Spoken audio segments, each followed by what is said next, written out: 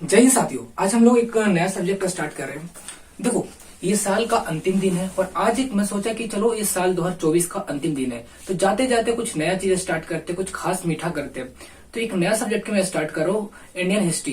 देखो, Indian history को तो 3 अलग अलग पार्टों में बांटा गया, लेकिन यहाँ से हम लोग मेडाइवल हिस्ट्री को स्टार्ट करेंगे। क्योंकि देखो, एशियन हिस्ट्री जो प्राचीन इतिहास, वो अपने आप में एक समुंदर है, एक सागर है, बहुत लंबा चौड़ा उसका सब्जेक्ट और सिलेबस होता है। तो मैंने सोचा मेडाइवल हिस्ट्री एक मीडियम पार्ट होता है। देखो, एशियन बहुत लंबा, मतलब सागर है, समुंदर है, और मेडाइवल हिस्ट्री वो नॉर्मल है, साधारण है। तो मेडाइवल हिस्ट्री से हम लोग स्टार्ट करेंगे, मध्यकालीन इतिहास से स्टार्ट करेंगे और अंतिम में आधुनिक इतिहास तक लेके चलेंगे। देखो, हालांकि ऐसे कोई सा भी एग्जाम पकड़ लो, इवन आप यूपीएससी देखोगे और बीपीएससी देखोगे। अभी हालांकि बीपीएससी में प्रोटेस्ट हो रहा है, पता नहीं 4 जनवरी को ये एग्जाम होगा या नहीं होगा, अभी कंफर्म नहीं मुझे मालूम है। होगा तो मैं आपको कम्युनिटी पोस्ट में डाल करके आपको बता दूंगा। तो जो मॉडर्न हिस्ट्री है उसे यूपीएससी में भी क्वेश्चन पूछता है, बीपीएससी में भी क्वेश्चन पूछता है। इवन आप देखोगे सीजीएल सीपीओ देखोगे, तो अगर उसमें हिस्ट्री से जो क्वेश्चन आता है तो उसमें ज्यादा मैक्सिमम इंडियन मॉडर्न हिस्ट्री से ज्यादा क्वेश्चन पूछा जाता है। अगर मैं आपको बात करूं यूपीएससी की, तो उसमें सिलेबस में बताया गया, प्रीलिम्स के सिलेबस में बताया गया इंडियन नेशनल मूवमेंट, भारतीय राष्ट्रीय आंदोलन, जो कि एक आधुनिक इतिहास का ही पार्ट है। भारतीय राष्ट्रीय आंदोलन, जो कि आंदोलन जैसे कि आजादी की मांग की जब शुरुआत होता है, आधुनिक इतिहास में वो शुरुआत होता है। भारतीय आधुनिक इतिहास में उसका सिलेबस है। तो वहां से इंडियन नेशनल मूवमेंट, भारतीय राष्ट्रीय आंदोलन, वहां से ज्यादा क्वेश्चन पूछे जाते हैं। तो कहने का मतलब हम लोग मध्यकालीन इतिहास से स्टार्ट करेंगे और अंत में ले जाकर के हम आधुनिक इतिहास तक खत्म करेंगे। आधुनिक इतिहास जो हम लोग जैसे खत्म करेंगे, 1940 आजादी की, भारत की आजादी को हम जब जैसे देखेंगे, तो जैसे भारत की आजादी होती है तो उस समय 1940, हालांकि 1946 से भारतीय संविधान का मांग शुरुआत हो जाता है। तो वहां से हम लोग पॉलिटी को कवर करेंगे। तो 1946 से जो संविधान के मांग की जब शुरुआत की जाती है, वहां से लेकर के 26 नवंबर 1949 तक संविधान बनकर रेडी हो जाता है। तो वो भी एक आजादी के बाद का इतिहास है ना। आजादी के बाद का इतिहास है, कैसे संविधान का निर्माण हुआ, संविधान सभा का निर्माण कैसे हुआ, गठन कैसे हुआ, संविधान सभा का कैसे गठन हुआ, उसके बाद संविधान सभा के द्वारा संविधान का कैसे निर्माण हुआ और संविधान को कैसे लागू किया गया। तो 1950 ईस्वी में संविधान लागू कर दिया जाता है और 1950 के बाद उसके बाद हम पढ़ेंगे इंडियन हिस्ट्री। कहने का मतलब आजादी के बाद भारत का इतिहास, इंडिया आफ्टर इंडिपेंडेंस, है ना। आजादी के बाद भारत के इतिहास वो अलग इतिहास हो जाता है ना, वो अलग इतिहास हो जाता है। अगर आप यूपीएससी, अगर आप सिविल सर्विसेज की तैयारी कर रहे हो, हायर एजुकेशन मतलब हायर कॉम्पिटेटिव एग्जाम की तैयारी कर रहे हो, तो वहां आपको ये काफी इंपॉर्टेंट रोल प्ले करता है। तो आज के 2024 का आज अंतिम दिन है, 31 दिसंबर है। तो आज से एक नया सब्जेक्ट स्टार्ट करते हैं, मेडाइवल हिस्ट्री। तो हेडिंग लगाइए हिस्ट्री, इंडियन हिस्ट्री लगाइए हेडिंग में और उसको 3 अलग अलग भागों में बांटेंगे। तो आइए शुरुआत करते हैं इंडियन हिस्ट्री। देखो, मैं जो वर्ड है ना, जो टाइटल, जो ऊपर जो हेडिंग है, मैं इंग्लिश में लिखूंगा। अब वो इंडियन हिस्ट्री सबको पता होगा, भारतीय इतिहास, लेकिन पूरा ही कंटेंट जो जितना मैं आगे यहाँ पढ़ाने वाला हूँ, जिस भी चीज के बारे में पढ़ा, लेकिन देखो हिंदी मीडियम का ये चैनल है तो मैं हिंदी में ही पढ़ाऊंगा। तो यहाँ जो हेडिंग लिखता हूँ इंग्लिश में लिखूंगा, आप लोग समझ जाना। इंडियन हिस्ट्री तो सबको समझ में आ ही जाएगा कि इसका मतलब क्या होता है। तो इंडियन हिस्ट्री, इंडियन हिस्ट्री, इसको लिख लो भारतीय इतिहास, भारतीय इतिहास। देखो, मेरी हैंडराइटिंग ऐसा ही है, आज तक मैंने बचपन से अभी तक मैंने कोई संशोधन नहीं किया, तो जो है वही है। आप लोग उसको समझने की कोशिश कर लेना।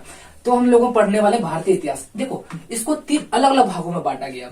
एक प्राचीन इतिहास जिसको बोला जाता है एशियंट हिस्ट्री, और एक होता है मेडाइवल हिस्ट्री, और एक होता है मॉडर्न हिस्ट्री, इसको कह लो MD, मॉडर्न हिस्ट्री। देखो, प्राचीन इतिहास, मध्यकालीन इतिहास और आधुनिक इतिहास। भारतीय इतिहास को 3 अलग अलग भागों में बांटा गया। पहला प्रश्न, किस आधार पर बांटा गया? कोई आधार, कोई पैमाना होना चाहिए। तो आप लोग लिखना कि देखो इतिहास, पहले ये देखो शब्द जो है इतिहास, इसका मतलब क्या होता है इतिहास।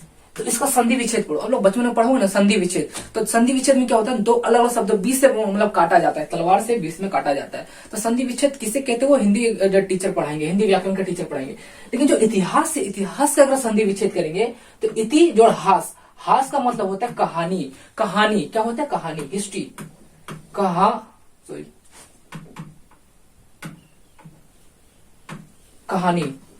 कहानी। हास का मतलब होता है कहानी। इति मिस होता है बीता हुआ, पास्ट, बीता हुआ। अब देखो, जैसे हमने इस वर्ड का, इतिहास का संधि विच्छेद कर दिया, तो कोई भी शब्द या किसी भी शब्द का अगर परिभाषा जाना हो, डेफिनेशन जाना, तो उसका संधि विच्छेद कर दीजिए। संधि विच्छेद करने से उसका असली मतलब समझ में आ जाता है, उसका मतलब क्या है। तो जैसे हम लोगों ने इतिहास का संधि विच्छेद किया तो क्या निकल आया, बीता हुआ कहानी। तो जैसे हम बीते हुए कहानी को पढ़ते हैं, उसे हम कहते हैं इतिहास। अब देखो, अब इतिहास में तो बहुत सारे बीते हुए कहानी, जैसे कल मैंने क्या किया था, कल मैं कहाँ घूमने के लिए गया था, कल मैंने किस चीज के बारे में पढ़ाई किया, किन लोगों से मिला, किन्हें मैंने अच्छे से बर्ताव किया, किन्हें मैंने गाली दिया, किन्हें मैंने आशीर्वाद दिया। मतलब बहुत सारे ऐसे भी लोग होते हैं ना जो अपनी भाषा का प्रयोग करते हैं, अपने गाली गलौज का भाषा का प्रयोग करते हैं। हालांकि ये उचित नहीं है, लेकिन फिर भी इतिहास कैसे कहते हैं, बीता हुआ तो बहुत सारी कहानी हो सकती है ना। मैंने किससे मिला, किससे क्या वादा किया है ना, किससे क्या वादा किया कि हम जन्मों जन्म तक साथ रहेंगे, हम उसके साथ कभी उसके साथ बिना रह नहीं सकते, तुम हमारे बिना रह नहीं सकते। बहुत सारे वादा करते हो ना, प्रॉमिस करते हो, वादा करते हो, आज नहीं तो कोई नहीं, तुम नहीं तो कोई नहीं, कोई और नहीं तो कोई और सही। ये जो आप लोग जो प्रॉमिस करते हो, वादा करते हो, तो ये भी तो कहानी है, जो बीत गई तो कहानी है। लेकिन इतिहास में कौन सी कहानी को पढ़ते, किस इतिहास को पढ़ते? तो आप लोगों ने ये तो सुना ही होगा ना, तू नहीं तो कोई और सही, कोई और नहीं तो कोई और सही। तो ये जो लाइन जो रील्स में आप लोग शॉर्ट्स में देखते हो वायरल है विकास दिव्य कीर्ति सर जी का, हालांकि मैं भी उनका काफी सम्मान करता हूँ, मेरे ये आदरणीय है, एक गुरु के जैसा, मैंने उनसे काफी कुछ सीखा है। विकास देवी कीर्ति सर दृष्टि आईएएस के वो संचालक है, फाउंडर है। तो इस तरीके से इतिहास में तो बहुत सारी कहानी आ जाता है, जो भी बीत गई वो कहानी। लेकिन किस इतिहास को पढ़े, इतिहास जो विषय है, जो सब्जेक्ट है, उसमें किस कहानी को पढ़ेंगे, कौन सी बीते हुई कहानी को पढ़ेंगे? तो क्या इसमें राजा के बारे में पढ़ते, कौन से राजा ने क्या प्रशासन किया, उसके प्रशासन करने की क्या प्रणाली थी, क्या सिस्टम था, क्या उन लोगों के बारे में पढ़ते? जी नहीं। देखो, इतिहास में केवल राजाओं के बारे में नहीं पढ़ते। देखो, आप लोग इतिहास में गांधी जी के बारे में पढ़ा जाता है, जवाहरलाल नेहरू जी के बारे में, गांधी जी के बारे में, अम्बेडकर साहब के बारे में। क्या जो डॉक्टर भीमराव अम्बेडकर साहब थे, क्या वो किसी प्रकार के राजा थे? अरे वो तो दलित समाज से आने वाले व्यक्ति थे, काफी पिछड़े समाज से आने वाले व्यक्ति थे। और ये भी नहीं कि वो आर्थिक रूप से काफी समृद्ध थे, मतलब कि काफी शक्तिशाली थे, आर्थिक रूप से काफी मजबूत थे, ऐसा भी नहीं है। वो गरीब घर से और दलित समाज से आने वाले व्यक्ति थे, तो वो तो राजा थे ही नहीं। तो उनको भी तो इतिहास में पढ़ा जाता है ना। तो इतिहास में किन लोगों को पढ़ा जाता है? केवल राजा के बारे में या सभी लोगों के बारे में पढ़ा जाता है? तो आखिर इसका पैमाना क्या होना, मतलब किस आधार पर हम ये जानते हैं, या किस आधार पर ये जाना जाएगा कि इतिहास में हम किन चीजों के बारे में पढ़ेंगे? देखो, इतिहास में केवल उन्हीं लोगों के बारे में पढ़ेंगे जिनकी कहानियों से समाज में एक विशेष प्रकार का प्रभाव डालता हो। फॉर एग्जाम्पल, मैं एक साधारण सा मनुष्य, साधारण सा व्यक्ति हो सकता है, हालांकि मैं अभी मेरा प्रोफेशन से मैं एक टीचर हूँ, हो सकता है आने वाले समय में समाज के प्रति मैं अपना कुछ अलग प्रभाव डालूं, है ना, मेरा कुछ अलग प्रभाव रहे, जो समाज के प्रति, एजुकेशन के प्रति मैं कुछ अलग से कुछ पहचान छोड़ करके जाऊं इस यहाँ से। तो जैसे मैंने कुछ पहचान डाला समाज के ऊपर, तो मेरा एक इतिहास बन गया।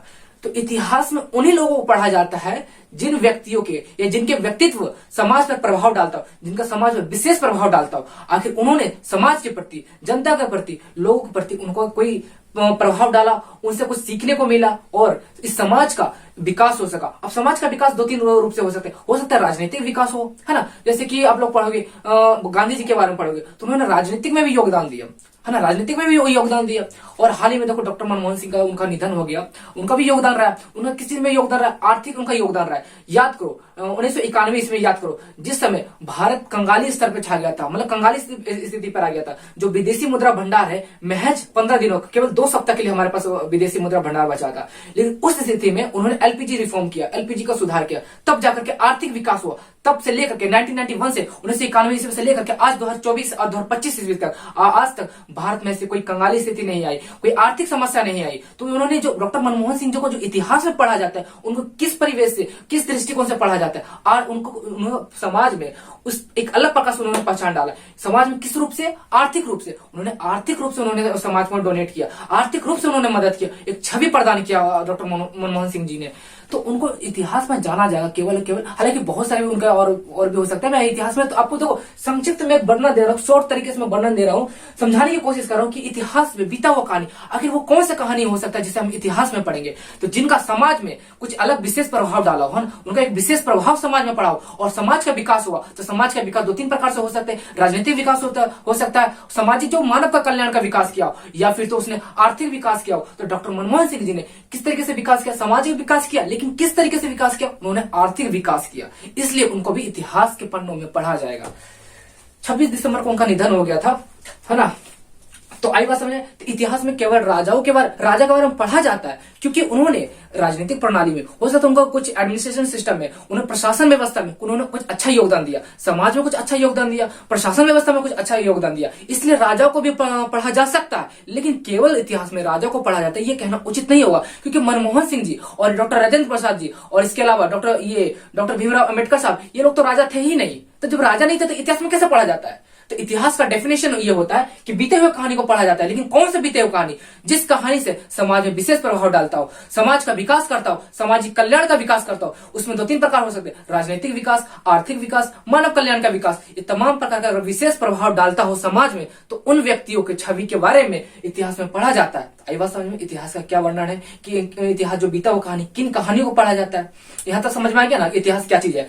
अब इस इतिहास को 3 अलग अलग भागों में बांटा गया, लेकिन प्रश्न उठता है किस आधार पर बांटा गया है। तो देखो, इतिहास को जो 3 अलग अलग भागों में बांटा गया, उसका भी कोई पैमाना होता है, उसका कोई आधार होता है। तो ऐतिहासिक घटनाओं के आधार पर, ऐतिहासिक घटनाओं के आधार पर जिसका विशेष प्रभाव समाज के प्रति पड़ा हो, है ना, समाज में एक विशेष प्रभाव पड़ा हो, और इसको ऐतिहासिक, देखो इस तरीके से समझने की कोशिश करना कि इतिहास को 3 आधार पर बांटा गया, 3 अलग अलग भागों में बांटा गया, लेकिन आधार क्या होगा? आधार किस आधार पर बांटा गया? यहां देखना, आधार ऐतिहासिक घटना, ऐतिहासिक घटना का अगर विशेष प्रभाव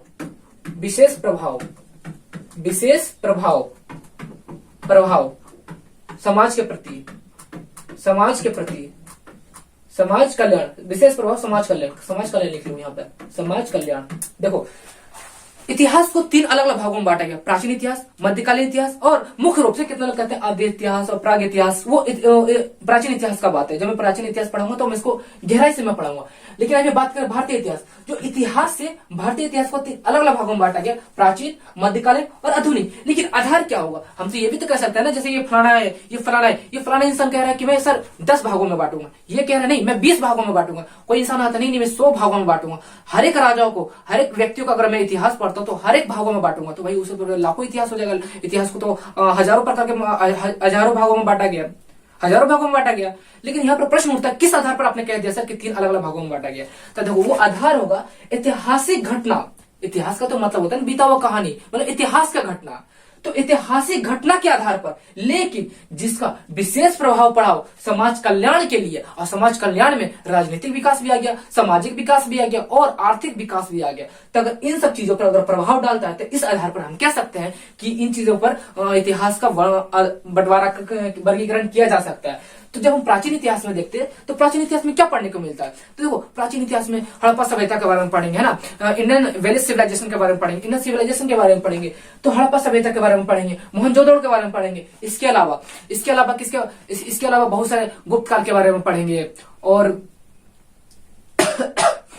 गुप्त काल के बारे में पढ़ेंगे। इसके अलावा और मौर्य साम्राज्य के बारे में पढ़ेंगे, गुप्त काल के बारे में, मौर्य साम्राज्य के बारे में, अशोक साम्राज्य के बारे में पढ़ेंगे।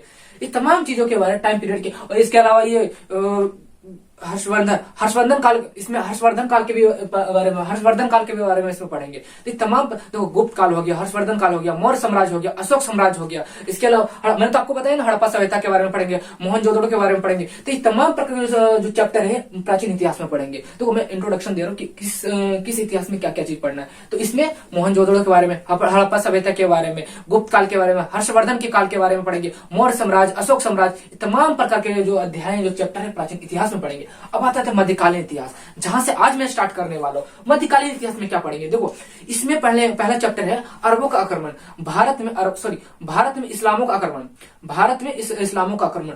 किस प्रकार से मुस्लिम लोग, हालांकि भारत में कोई मुस्लिम लोग उसमें थे नहीं, तो मुस्लिमों कैसे भारत में आगमन होता है, किस प्रकार से मुस्लिम भारत पर आक्रमण करते हैं, और पहला मुस्लिम कौन आक्रमण करता है? पहले तो मुस्लिम आक्रमण करेंगे 2 प्रकार से, एक अरबी मुस्लिम करेंगे, एक तुर्की मुस्लिम करेंगे। तो सर्वप्रथम अरबी मुस्लिम आक्रमण करेंगे, पहला अरबी मुस्लिम आक्रमण करेंगे, अरबों का इस्लामों का आगमन होगा, अरब इस्लामों का आगमन होगा, उसके बाद तुर्क इस्लामों का आगमन होगा।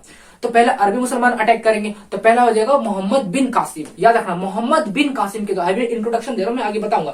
तो मोहम्मद बिन कासिम जो अरबी मुसलमान था, जो पहला बार अटैक करता, ये अटैक करता और चला जाता। उसके बाद जस्ट अगले ही चैप्टर में, ये थोड़ा सा इसका ज्यादा कुछ है, पढ़ना नहीं है अरबी मुसलमान के बारे में, अरबी इस्लाम के बारे में ज्यादा कुछ नहीं पढ़ना। अरबी मुसलमान की तरफ से एक व्यक्ति आता है मोहम्मद बिन कासिम। तो मोहम्मद बिन कासिम अटैक करता है और रवार का युद्ध होता है, राजा दाहिर के साथ युद्ध करता है, वो चला जाता है, यहाँ से लूटपाट करके चला जाता है। उसके बाद आता है तुर्क मुसलमान आता है, मोहम्मद गजनी आता था, जो गजनी जो आता है, गजनवी जिसको बोला जाता है, जिसने सोमनाथ के मंदिर को लूटा था, मोहम्मद गजनवी। 16वां जो आक्रमण किया था, भारत में अटैक किया था, गुजरात में जो शिव जी का मंदिर था, सोमनाथ का मंदिर, हालांकि वो युद्ध किया था, बहुत सारे युद्ध किया था, बहुत सारे वो यहाँ से लूटपाट करके लेके गया था, लेकिन उसके उस छवि उस मतलब हाईलाइट नहीं हुआ था। लेकिन जैसे सोमनाथ मंदिर लूटा था, सबसे ज्यादा उसने सोना लूटा था, सबसे सोना चांदी जवाहरात हीरे मोती उसने लूटा था सोमनाथ के मंदिर में, और अटैक करके लूट करके लेके गया था। वो वहीं से वो प्रसिद्ध हो चुका था। उसके बाद मोहम्मद गजनी का एक गजनवी बोलो या गजनी बोलो, वो गजनी वो एक राजधानी था अफगानिस्तान में, एक साम्राज्य बना था गजनी, उसका राजधानी था। तो गजनी से आया था, इसलिए उसको मोहम्मद गजनी कहा जाता था, लेकिन उसका वास्तविक नाम मोहम्मद गजनवी था। उसका क्या नाम था? गजनवी था। गजनी बोलो या गजनवी बोलो, दोनों उसी का नाम था। तो गजनवी का एक वो था, गुलाम था, गजनी का एक गुलाम था मोहम्मद गोरी। तो मोहम्मद गोरी भी भारत में आता, वो भी अटैक करता, वो भी लूटपाट करके लेके जाता है, लेकिन उसका 4 गुलाम थे। मोहम्मद गोरी के 4 गुलाम थे। देखो, अरबी जब इस्लाम पढ़ोगे तो उसमें केवल मोहम्मद बिन कासिम पढ़ोगे।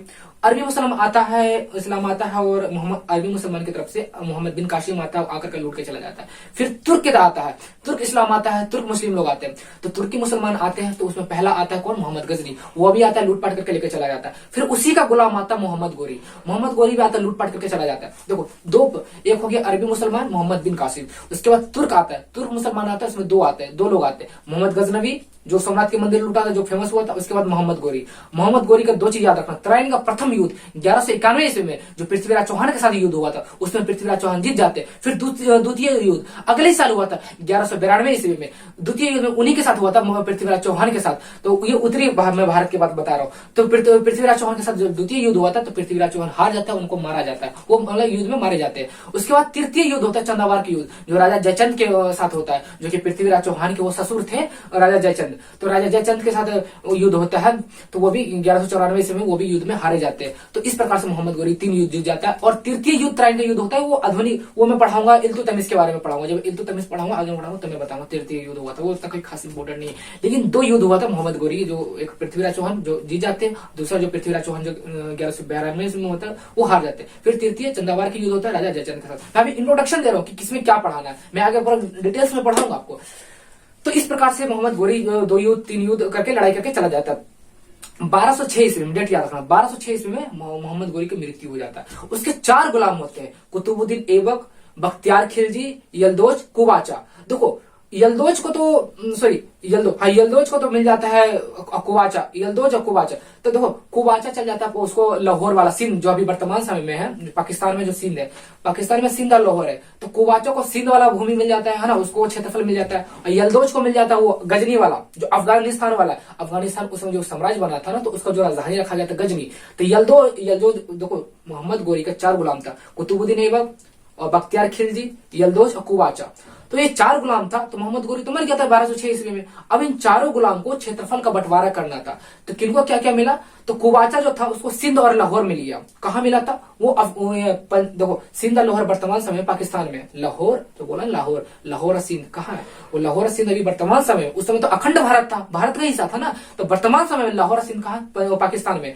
तो कुवाचा को मिल गया था सिंध और लाहौर मिल गया था। यल्दोज को मिल गया था राजधानी, वो वाला राजधानी गजनी वाला राजधानी मिल गया जो अफगानिस्तान में। तो यल्दोज को गजनी वाला राजधानी मिल गया। और बच गए 2, एक बख्तियार खिलजी बच गया और कुतुबुद्दीन ऐबक बच गया। देखो, बख्तियार खिलजी वो व्यक्ति है जिसने सबसे समाज में माना जाता है कि उसने बहुत गंदा काम कर था। देखो, एजुकेशन के अगर दृष्टिकोण से देखा जाए, शिक्षा के दृष्टिकोण से देखा जाए, तो सबसे घृणित कार्य, सबसे मतलब गंदा कार्य किया था बख्तियार खिलजी ने। बख्तियार खिलजी क्या कहता है? उसमें बिहार आता है, बिहार स्टेट आता है, नालंदा डिस्ट्रिक्ट आता है। नालंदा एक स्थान का नाम है, मैं उसी नालंदा की धरती से हूँ। आई बात समझ में? मैं उसी नालंदा की धरती से हूँ, तो मैं क्यों ना उस इंसान को उसे घृणा करूं, क्यों उस इंसान से नफरत करूं? अगर मैं वर्तमान समय में, लेकिन वर्तमान पूरे जीवन काल में अगर सबसे ज्यादा मैं घृणा, सबसे ज्यादा नफरत करता हूं तो बख्तियार खिलजी से। क्योंकि मैं जिस धरती से हूं, जिस नालंदा धरती से हूं, उस नालंदा धरती में एक विश्वविद्यालय हुआ करता था, एक यूनिवर्सिटी हुआ करता था, जो अखंड भारत का निर्माण, मतलब कि जो अखंड भारत उस समय था, उस अखंड भारत से सभी लोग वहां शिक्षा ग्रहण करने के लिए आते थे। केवल भारत से नहीं, मैं बताता हूं आपको, श्रीलंका, रसिया और इसके अलावा रूस, चाइना और इधर म्यांमार, उसमें बर्मा कहलाता था, बर्मा और अफगानिस्तान, मतलब तमाम देशों से वहां पढ़ने के लिए आते थे, नालंदा विश्वविद्यालय में पढ़ने के लिए आते थे। वहां विश्व गुरु, मतलब कि नालंदा विश्वविद्यालय ने एक ऐसा विश्वविद्यालय, एक ऐसा यूनिवर्सिटी था जो अखंड भारत को एक विश्व गुरु का दर्जा दिया था। तो मैं कैसा ना उस इंसान से मैं घृणा करूं, नफरत करूं। उस इंसान ने आया था और उस नालंदा विश्वविद्यालय को तहस नहस कर दिया था, जला करके राख कर दिया था। अरे यार इतना ही तुम्हें नफरत था तो उस यूनिवर्सिटी को, नालंदा विश्वविद्यालय को नाम बदल देते अपने नाम से। जैसे बिहार शरीफ एक शहर का नाम है, तो बिहार शरीफ शहर का नाम किसने नाम रखा था? बख्तियार खिलजी था ना, उसी ने तो नाम रखा था बिहार शरीफ का नाम, उसी ने रखा था ये नाम। और एक बख्तियारपुर, अरे बिहार शरीफ से लगभग पौने घंटे का रास्ता, 1 घंटे का रास्ता है बख्तियारपुर एक शहर का नाम है, एक जंक्शन का नाम है बख्तियारपुर। उसी बख्तियार खिलजी ने रखा था, उसके नाम से चल रहा है एक शहर। अब बिहार से उसी ने नाम रखा था, सोचो। और उस इंसान ने नाम ही रखा था तो नालंदा विश्वविद्यालय उसका नाम चेंज कर देता या अपने नाम से रख देता, बख्तियारपुर विश्वविद्यालय रख देता, है ना। बख्तियार जो उसका नाम था बख्तियार खिलजी विश्वविद्यालय रख देता, नाम चेंज कर देता, अपने नाम से विश्वविद्यालय बना देता। लेकिन क्या जरूरत है यार विश्वविद्यालय जलाने के लिए? एजुकेशन तो हम लोग को आज तक मिलता है, ताकि ये पता चलता है कि जो उस नालंदा तो माना जाता है ना कि नालंदा विश्वविद्यालय में इतने ज्ञान का वहां पर भंडार था, इतना ज्ञान का भंडार था कि आज की डेट में पूरे यूनिवर्स में भारत को एक गुरु की नजर से देखा जाता। इतने वो शिक्षा का, ज्ञान का भंडार था। लेकिन उस बख्तियार खिलजी ने पूरा तहस नहस कर दिया। और इसके अलावा और भी बहुत सारी यूनिवर्सिटी है, लेकिन नालंदा विश्वविद्यालय उसने जलाकर, मतलब कि अगर माना जाता है कि उस समय जब जलाया गया था तो 6 महीने तक उसमें मतलब कि आग जलता रहा। हालांकि उस समय कागज का आविष्कार नहीं हुआ था, उसमें अभिलेख हुआ करते थे, मतलब जो ब्रिज के जो खाल होते हैं उस पर लिखा जाता था, तो उसमें पेपर नहीं थे। तो ये माना जाता है उसमें 6 महीने तक, लगभग 6 महीने तक जलता रहा। सोचो इतना नफरत था उसे भारत से या हमारे बिहार नालंदा की धरती से उसे। तो ये हो गया बख्तियार खिलजी। एक और बचे कुतुबुद्दीन ऐबक, जिसका पूरा नाम है कुतुबुद्दीन ऐबक। कुतुबुद्दीन ऐबक के द्वारा दिल्ली सल्तनत काल की शुरुआत की जाएगी, है ना। एक दिल्ली की सत्ता की निर्माण शुरुआत की जाएगी, जिसका नाम रखा जाएगा दिल्ली सल्तनत काल। एक यहाँ से नया टाइम पीरियड का शुरुआत हुआ, एक नया काल का शुरुआत हुआ, दिल्ली सल्तनत काल। याद रखना, दिल्ली सल्तनत काल की नींव किसने रखा था? तो कुतुबुद्दीन ऐबक के द्वारा नींव रखा गया था। यह निर्माण किसके द्वारा किया गया था? यह स्थापना किसके द्वारा किया गया था? क्वेश्चन किसी भी तरह से पूछ सकता है। बताओ, दिल्ली सल्तनत काल की शुरुआत किसने किया? दिल्ली सल्तनत काल की स्थापना किसने किया? या दिल्ली सल्तनत काल की नींव किसने रखा? तो कुतुबुद्दीन ऐबक। ये कुतुबुद्दीन ऐबक कौन था? तो मोहम्मद गोरी का ये गुलाम था। मोहम्मद गोरी का गुलाम भी था और दामाद भी था, और उसके 4 गुलाम थे, और चारों गुलाम में सर्वश्रेष्ठ मतलब सबसे शक्तिशाली गुलाम कौन था? तो कुतुबुद्दीन ऐबक था। उसीलिए कुतुबुद्दीन ऐबक को दिल्ली सल्तनत काल, दिल्ली की गद्दी से सौंपा गया था, दिल्ली के सत्ता उसे सौंपा गया था कुतुबुद्दीन ऐबक को, और उसे दिल्ली साम्राज्य उसे सौंप दिया गया था। और कुतुबुद्दीन ऐबक के द्वारा दिल्ली सल्तनत काल की शुरुआत की गई थी, नींव रखी गई थी। और वहीं से शुरुआत होता है एक वंश, एक जिसका नाम है गुलाम वंश। तो गुलाम वंश की शुरुआत किसके द्वारा की गई थी, या किसके द्वारा नींव रखी गई थी, या किसके द्वारा स्थापना किया गया था? कुतुबुद्दीन ऐबक। देखो एक टाइम पीरियड है, एक काल, जिस प्रकार से मैंने बताया ना 3 इतिहास है, तो इस प्रकार से एक काल, एक पीरियड का शुरुआत किया गया था, जिस पीरियड का नाम है, पीरियड का हिंदी होता है काल। तो जिस काल का शुरुआत किया गया था उस काल का नाम है दिल्ली सल्तनत काल। सल्तनत काल की शुरुआत किया गया था कुतुबुद्दीन ऐबक के द्वारा, और उस काल में एक वंश की स्थापना किया गया था, गुलाम वंश, है ना। क्या? स्लेव डायनेस्टी, इंग्लिश में कहा जाता है स्लेव डायनेस्टी। स्लेव का हिंदी होता है गुलाम, और डायनेस्टी का हिंदी होता है वंश। देखो मैं बार बार आगे शब्द का प्रयोग करूंगा, dynasty. What is dynasty? What is the meaning of dynasty? Dynasty का हिंदी होता है वंश। तो यहाँ से स्लेव डायनेस्टी, गुलाम वंश की शुरुआत किया जाता है। और गुलाम वंश की स्थापना किसने किया था? तो कुतुबुद्दीन ऐबक। कुतुबुद्दीन ऐबक कौन था? तो मोहम्मद गोरी का गुलाम था और दामाद भी था, गुलाम था और दामाद भी था। तो भाई गुलाम के द्वारा किसी चीज का स्थापना किया जा रहा है, तो उस वंश का नाम ही रख दिया गुलाम वंश। एक गुलाम के द्वारा एक वंश का शुरुआत किया जा रहा है, एक वंश की स्थापना किया जा रहा है, इसलिए उस गुलाम के नाम से गुलाम वंश का स्थापना कर दिया गया, उस वंश का ही नाम रख दिया गया गुलाम वंश। तो यहाँ से प्रश्न पूछा जाएगा, तो बताओ गुलाम वंश की स्थापना किसने किया? कुतुबुद्दीन ऐबक। दिल्ली सल्तनत काल की शुरुआत किसने किया? कुतुबुद्दीन ऐबक। और इसके अलावा देखो दिल्ली सल्तनत काल में केवल गुलाम वंश नहीं, 5 वंश की शुरुआत होता है। देखो यहाँ तो समझ में आ गया ना कि किस तरीके से हम आगे बढ़ रहे हैं। तो यहाँ समझ लीजिए दिल्ली सल्तनत काल में कुतुबुद्दीन ऐबक, यहाँ मैं केवल ऐबक लिखता हूँ, तो ऐबक से समझ जाना कुतुबुद्दीन ऐबक। तो ऐबक ने दिल्ली सल्तनत पीरियड की शुरुआत किया गया था, DSP, दिल्ली सल्तनत पीरियड का शुरुआत किया गया था। इसमें 5 वंश आते हैं। कितने डायनेस्टी आता है? 5 वंश आते हैं। वंश को इंग्लिश में कहा जाता है डायनेस्टी। तो 5 वंश आता है, जिनमें से एक ऐसा वंश होता है जिसका नाम है गुलाम वंश। तो गुलाम के द्वारा, ऐबक खुद गुलाम था, तो गुलाम के द्वारा एक वंश की शुरुआत किया जाता है, जिस आधार पे फिर से ऐबक खुद, कुतुबुद्दीन ऐबक खुद एक गुलाम था। किसका गुलाम था? मोहम्मद गोरी। तो मोहम्मद गोरी का गुलाम था, तो एक गुलाम के द्वारा एक वंश की स्थापना किया जा रहा है, इसलिए एक गुलाम के द्वारा वंश की स्थापना किया जा रहा है, तो उस वंश का नाम रख दिया गया तो गुलाम वंश। तो गुलाम वंश, स्लेव डायनेस्टी, गुलाम वंश, गुलाम मत लिख देना, गुलाम लिखना, ठीक। गुलाम वंश, स्लेव डायनेस्टी। तो आपसे प्रश्न पूछा जाएगा दिल्ली सल्तनत काल का नींव किसने रखा? ऐबक ने, कुतुबुद्दीन ऐबक ने। गुलाम वंश का स्थापना या संस्थापक, संस्थापक बोलो या स्थापना बोलो, या किसने नींव रखी? एक ही प्रश्न होगा, एक ही आंसर होगा, कुतुबुद्दीन ऐबक। इसके अलावा 5 वंश, देखो गुलाम वंश एक वंश हो गया, इसके अलावा और 5 वंश। तो 5 वंश का एक ट्रिक है, मैंने खुद से बनाया, GKTSL, GKTSL। गुलाम वंश, खिलजी वंश, तुगलक वंश, सैयद वंश, लोधी वंश। इसको दिमाग में, अपने जहन में, अपने अंदर आत्मा में बैठा लो, पूरा दिमाग में घुसेड़ लो। ये ट्रिक है। दिल्ली सल्तनत काल में 5 वंश की स्थापना की गई थी, 5 वंश, जिनमें से एक वंश था गुलाम वंश। गुलाम वंश का संस्थापक कुतुबुद्दीन ऐबक, ये आपको पता चल गया। लेकिन इसके जैसा और 5 वंश की स्थापना की गई थी। तो कौन कौन सा था? पहला गुलाम वंश, खिलजी वंश, तुगलक वंश, सैयद वंश, लोधी वंश। फिर से गुलाम वंश, खिलजी वंश, कैसे खिलजी, तीसरे तुगलक, ऐसे सैयद, ऐसे लोधी। सबसे दिल्ली सल्तनत काल का अंतिम वंश लोधी वंश, और दिल्ली सल्तनत काल का प्रथम वंश गुलाम वंश। गुलाम वंश के संस्थापक कुतुबुद्दीन ऐबक। मैं सभी वंश जितने भी है ना, इन सभी वंश के संस्थापक पढ़ाऊंगा, किन व्यक्ति के द्वारा इस वंश की शुरुआत की गई थी। तो मैं तो पढ़ाऊंगा, मध्यकालीन इतिहास में पढ़ाऊंगा ना। अभी मैं केवल आपको इंट्रोडक्शन दे रहा हूँ, एक रोड में बता रहा हूँ कि हम लोग की जो गाड़ी है, इतिहास की जो गाड़ी है, किस तरीके से हम अपने गाड़ी को आगे बढ़ाएंगे, अपने ट्रेन को किस तरीके से आगे बढ़ाएंगे। देखो बहुत सारे समाज में ये स्टूडेंट में बहुत हवा बन गया यार, इतिहास इजी है, नो डाउट बहुत इजी है, इसमें कोई दिमाग ही नहीं लगाना पड़ता, लेकिन इसमें रटना बहुत पड़ता है। मैं इस बात की गारंटी देता हूँ, इतिहास इतना इंटरेस्टिंग सब्जेक्ट है ना यार। अब देखो इन इतिहास का आधार माना गया। जैसे आप पॉलिटी पढ़ोगे, आप लोगों ने पॉलिटी पढ़ा है, आप लोग कमेंट सेक्शन में बता रहा है कि मैं पॉलिटी तो मेरा चल रहा है, कम से कम 25 से 30 लेक्चर मैंने ऑलरेडी कंप्लीट करवा दिए, और फिर दोबारा से मैं यहाँ से स्टार्ट कर रहा हूँ। लगता है 2 लेक्चर मैंने कंप्लीट करवा दिया, पार्ट 1 पार्ट 2 मैंने कंप्लीट करवा दिया, और पार्ट 3 मौलिक अधिकार मेरा भी आने वाला है, लेक्चर आने वाला है। तो मेरा ये सेकंड सीरीज स्टार्ट में करो। ऑलरेडी मैंने कितने सारे मेरे पॉलिटिकल लेक्चर मैंने अपलोड कर रखा है। तो आप लोग बताना, आप लोगों ने पॉलिटी पढ़ रखा है, तो एक इतिहास आपसे प्रश्न पूछा जाएगा कि बताओ जो संविधान है, पॉलिटी में संविधान को पढ़ते हैं, तो संविधान का निर्माण किस प्रकार से किया गया, इसका विकास कैसे हुआ। तो आप लोग पढ़ोगे किस प्रकार से ब्रिटिश का आगमन होता है, अंग्रेजों को आगमन होता है, तो अंग्रेज तमाम प्रकार के नियम कानून लाते हैं, तो वहीं से अधिनियम का शुरुआत होता है, तमाम प्रकार के अधिनियम आते हैं, उसी अधिनियम से शुरुआत होते होते होते होते होते होते संविधान का विकास होता है, भारतीय संविधान का विकास होता है। जो एक है यार लक्ष्मीकांत पढ़ते, उसमें एक चैप्टर है डेवलप ऑफ इंडियन कॉन्स्टिट्यूशन, भारतीय संविधान का विकास यात्रा, एक जर्नी है, जर्नी ऑफ इंडियन कॉन्स्टिट्यूशन, भारतीय संविधान की विकास यात्रा, डेवलपमेंट जर्नी है। तो उस जर्नी को पढ़ोगे, उस डेवलपमेंट जर्नी को पढ़ोगे, और एक चैप्टर है अपने आप में, बहुत बड़ा चैप्टर है, कम से कम उस चैप्टर को कंप्लीट करने में 1 सप्ताह लग जाता है। लक्ष्मी का आप लोग पढ़ते होंगे पॉलिटी का, उस चैप्टर को कंप्लीट करने में मिनिमम 6 से 7 दिन लग ही जाते हैं। मतलब अगर आप डिटेल्स में पढ़ोगे, गहराई से पढ़ोगे, तो 6-7 दिन लग जाते हैं। सोचो वो एक चैप्टर, और उससे पूरा इतिहास को पढ़ना है, कैसे अंग्रेज भारत में आता है, किस प्रकार से वो नियम कानून लाता है, उसी नियम कानून से आगे चलकर विकास होते होते होते होते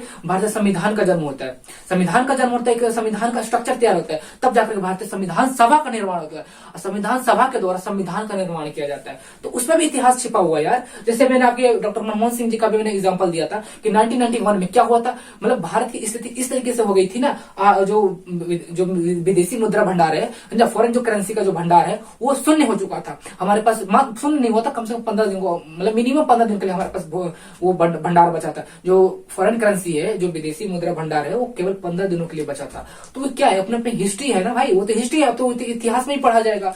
तो इसे इकोनॉमिक्स से भी इतिहास से कहीं ना कहीं लिंक करता है, और पॉलिटी तो भाई पूरा कंप्लीटली लिंक करता है। केवल देखो, केवल एक ही चैप्टर नहीं है, जैसे कि विकास जर्नी को देखोगे आप लोग। इसके अलावा संविधान सभा का निर्माण कैसे किया गया, संविधान सभा में तो बहुत सारे लोग थे, है ना, जवाहरलाल नेहरू थे, मोतीलाल नेहरू थे, और इसके अलावा गांधी जी थे, अम्बेडकर साहब तो भाई जनक माना जाता है भारतीय संविधान का, तो अम्बेडकर साहब थे। इन तमाम चीजों के बाद इतिहास में तो वर्णन है, इतिहास में तो पढ़ोगे। आजादी के बाद भारत का इतिहास, है ना, 1947 जो भारत की आजादी मिली थी, उसके बाद भारत का इतिहास पढ़ोगे। इसके अलावा राज्यों का एकीकरण, है ना, इंटीग्रेशन ऑफ स्टेट्स पढ़ोगे। उसके बाद रीगठन, राज्यों का पुनर्गठन, रीऑर्गेनाइजेशन ऑफ स्टेट, राज्यों का पुनर्गठन पढ़ोगे, किस प्रकार से भाषा के आधार पर राज्यों का गठन किया गया था। तो ये भी क्या अपने पे इतिहास है भाई, भारत आजादी के बाद भारत का इतिहास, तो ये भी तो इतिहास है। तो कहीं ना कहीं पॉलिटी से भी लिंक करता है, इकोनॉमिक्स से भी लिंक करता है, तो ये तमाम प्रकार की चीजों का इतिहास से भी लिंक करता है। अब ज्योग्राफी में पढ़ोगे, तो ज्योग्राफी में पढ़ोगे मानव का विकास, ज्योग्राफी में हालांकि उतना लिंक नहीं करता हिस्ट्री से, लेकिन फिर भी कहीं ना कहीं आपको लिंक करने को, जब मैं ज्योग्राफी का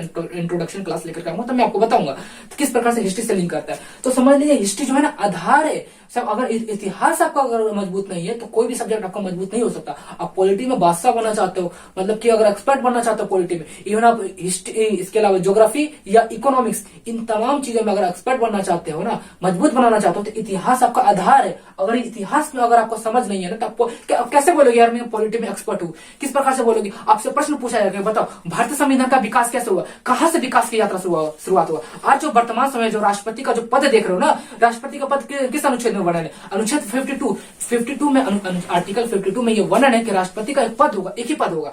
तो ये राष्ट्रपति का पद कहां से आया? जब भारत में जो आगमन हुआ था, ब्रिटिश का आगमन हुआ था, जब भारत में अंग्रेज आया था तो उसने एक पद लेकर के आया था। क्या पद था? गवर्नर।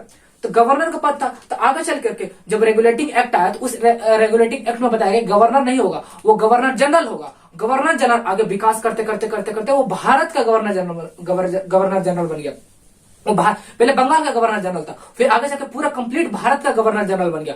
अब जैसे ही गवर्नर जनरल भारत का बना, उसके बाद क्या बने? उसके बाद वाइसराय बन गया। अब वाइसराय, तो वाइसराय, अंतिम वाइसराय कौन था? तो अंतिम वाइसराय कौन था? लॉर्ड माउंटबेटन था। तो अंतिम वाइसराय लॉर्ड माउंटबेटन था वो, तो अंतिम वाइसराय था। तो वही अंतिम जो वाइसराय जो शब्द है ना, वॉइस रॉय, इंग्लिश में वॉइस रॉय कहा जाता है। तो वाइसराय जो अंतिम वाइसराय था उसी को तो पद बदल करके राष्ट्रपति पद बदल दिया गया। तो ये कहां से शुरुआत हुआ? तो ये तो अपने अपने इतिहास है भाई। किस प्रकार से गवर्नर पद आया, गवर्नर जनरल से रेगुलेटिंग एक्ट से गवर्नर जनरल बन गया, वो बंगाल का गवर्नर जनरल बना, फिर आगे चलकर भारत का गवर्नर जनरल बन गया। तो भारत का गवर्नर जनरल बन गया, वही आगे चलकर वाइसराय पद बन गया, मतलब वही पद है, पद वही है, वो आगे चलकर वाइसराय बन गया। तो अंतिम वाइसराय था लॉर्ड माउंटबेटन था, अंतिम वाइसराय था लॉर्ड माउंटबेटन था, माउंटबेटन से याद रखिए। तो अंतिम वाइसराय था, वही वाइसराय जो पद है वाइसराय, वही वाइसराय को बदलकर राष्ट्रपति पद घोषित कर दिया गया। तो आज जो वर्तमान समय जो राष्ट्रपति देख रहे हो ना, उसकी शुरुआत कहां से ओरिजिन हुआ? वो गवर्नर से स्टार्ट हुआ था, गवर्नर जनरल से स्टार्ट हुआ था, बंगाल का गवर्नर जनरल से स्टार्ट हुआ था। तो ये अपने इतिहास है भाई। अब बोलोगे पॉलिटी में एक्सपर्ट हूं,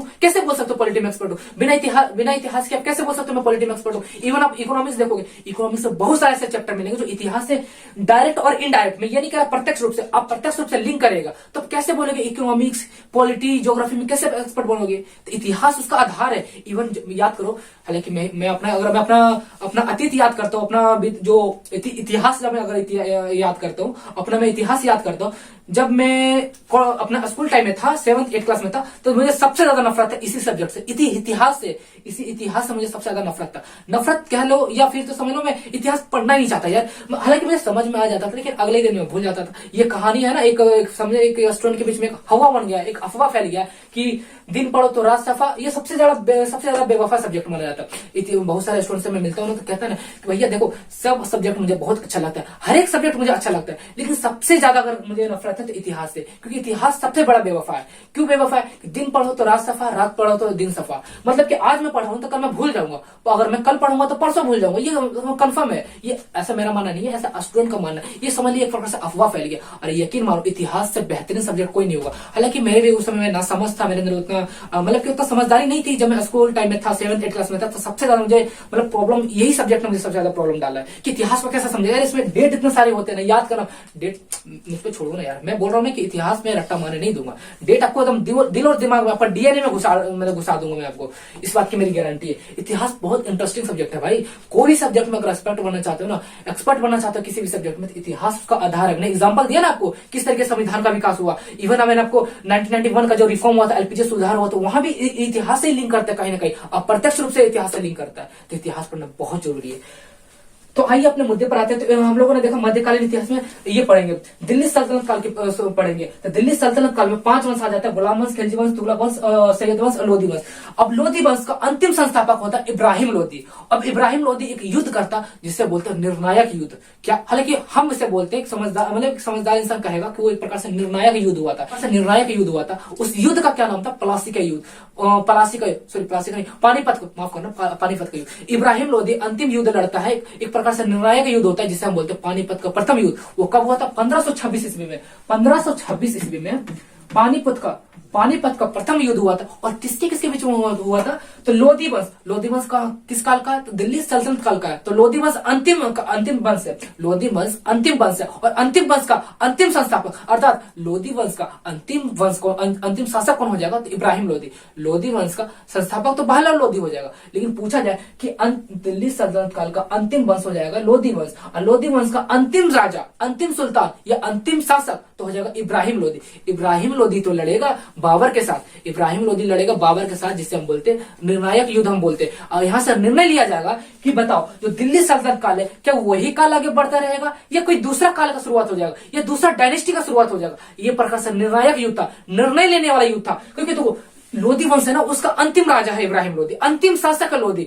अब इसको ये बताना है कि मुझे अपनी गद्दी बचाना है या दूसरी गद्दी को सौंपना है। मतलब कि यहाँ से जिस वंश का जो चल रहा था, लोधी वंश चल रहा था, ये लोधी वंश का यहाँ पतन हो जाएगा, समाप्त हो जाएगा, ये यहाँ से नया वंश की शुरुआत हो जाएगा। ये एक प्रकार से निर्णायक युद्ध था, निर्णय लेने वाला युद्ध था कि बताओ जो लोधी वंश चल रहा है वो समाप्त होने वाला है या दूसरे वंश का शुरुआत होने वाला है, मतलब समाप्त हो जाएगा या नहीं समाप्त होगा। ये प्रकार से निर्णायक युद्ध हुआ था। और ये कब हुआ था? तो 1526 ईस्वी में हुआ था। किसके किसके बीच में हुआ था? तो लोधी वंश का अंतिम शासक इब्राहिम लोधी, याद रखना, लोधी वंश के अंतिम संस्थापक अंतिम शासक, लोधी वंश का अंतिम शासक इब्राहिम लोधी। और इब्राहिम लोधी किसके साथ युद्ध लड़ा था? तो बाबर के साथ। याद रखना, बाबर और इब्राहिम लोधी के एक घमासान युद्ध हुआ था जिसका बोलते हैं पानीपत का युद्ध। और पानीपत कोई खास नाम नहीं है, ये पानीपत एक जगह का नाम है। एक पानीपत एक जगह का नाम है, उसी पानीपत जगह पर एक युद्ध हुआ था, उसी आधार पर बोला जाता है कि पानीपत का युद्ध हुआ था।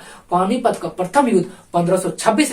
देखो मैं यहाँ पर केवल लेक्चर नहीं दे रहा, कितना जीके बन रहा है, कितना स्टैटिक जीके बन रहा है। आपसे प्रश्न पूछा जाएगा, बताओ बाबू पानीपत का प्रथम युद्ध कब हुआ था? डेट बताओ। 1526 ईस्वी में। किसके किसके बीच में हुआ था? इब्राहिम लोधी और बाबर के बीच में युद्ध हुआ था। ये किस प्रकार का युद्ध था? तो ये प्रकार से निर्णायक युद्ध था। यहाँ से अगर मान लीजिए लघु उत्तरीय प्रश्न पूछा जाए कि मुझे डिटेल्स में बताओ कि बताओ इसे हम पानीपत का प्रथम युद्ध जो हुआ था इसे हम कौन सा युद्ध बोलते हैं, इसके बारे में डिटेल्स में बताओ। तो सर इसे हम बोलेंगे 1526 ईस्वी में हुआ था। ये एक प्रकार से, हाँ इसे तो बोलते हैं पानीपत का युद्ध। ये पानीपत एक जगह का नाम है, इसी आधार पर इसका नाम रख दिया गया पानीपत का युद्ध। और ये एक प्रकार से निर्णायक युद्ध हुआ था। ये निर्णायक युद्ध क्या है? यहाँ से डिसाइड लेना था कि जो अंतिम वंश है, अंतिम जो डायनेस्टी जो चल रहा है, लोधी वंश का जो अंतिम डायनेस्टी चल रहा है, किसका? दिल्ली सल्तनत काल का जो लोधी वंश अंतिम वंश है, वो वंश समाप्त होने वाला है या दूसरा वंश आने वाला है। ये एक प्रकार से निर्णायक युद्ध था। और किसके किसके बीच में युद्ध लड़ा गया था? इब्राहिम लोधी और बाबर के बीच में लड़ा गया था। बाबर किसे मतलब यहाँ से बाबर की जीत हो जाती है, मैं आगे बताऊंगा।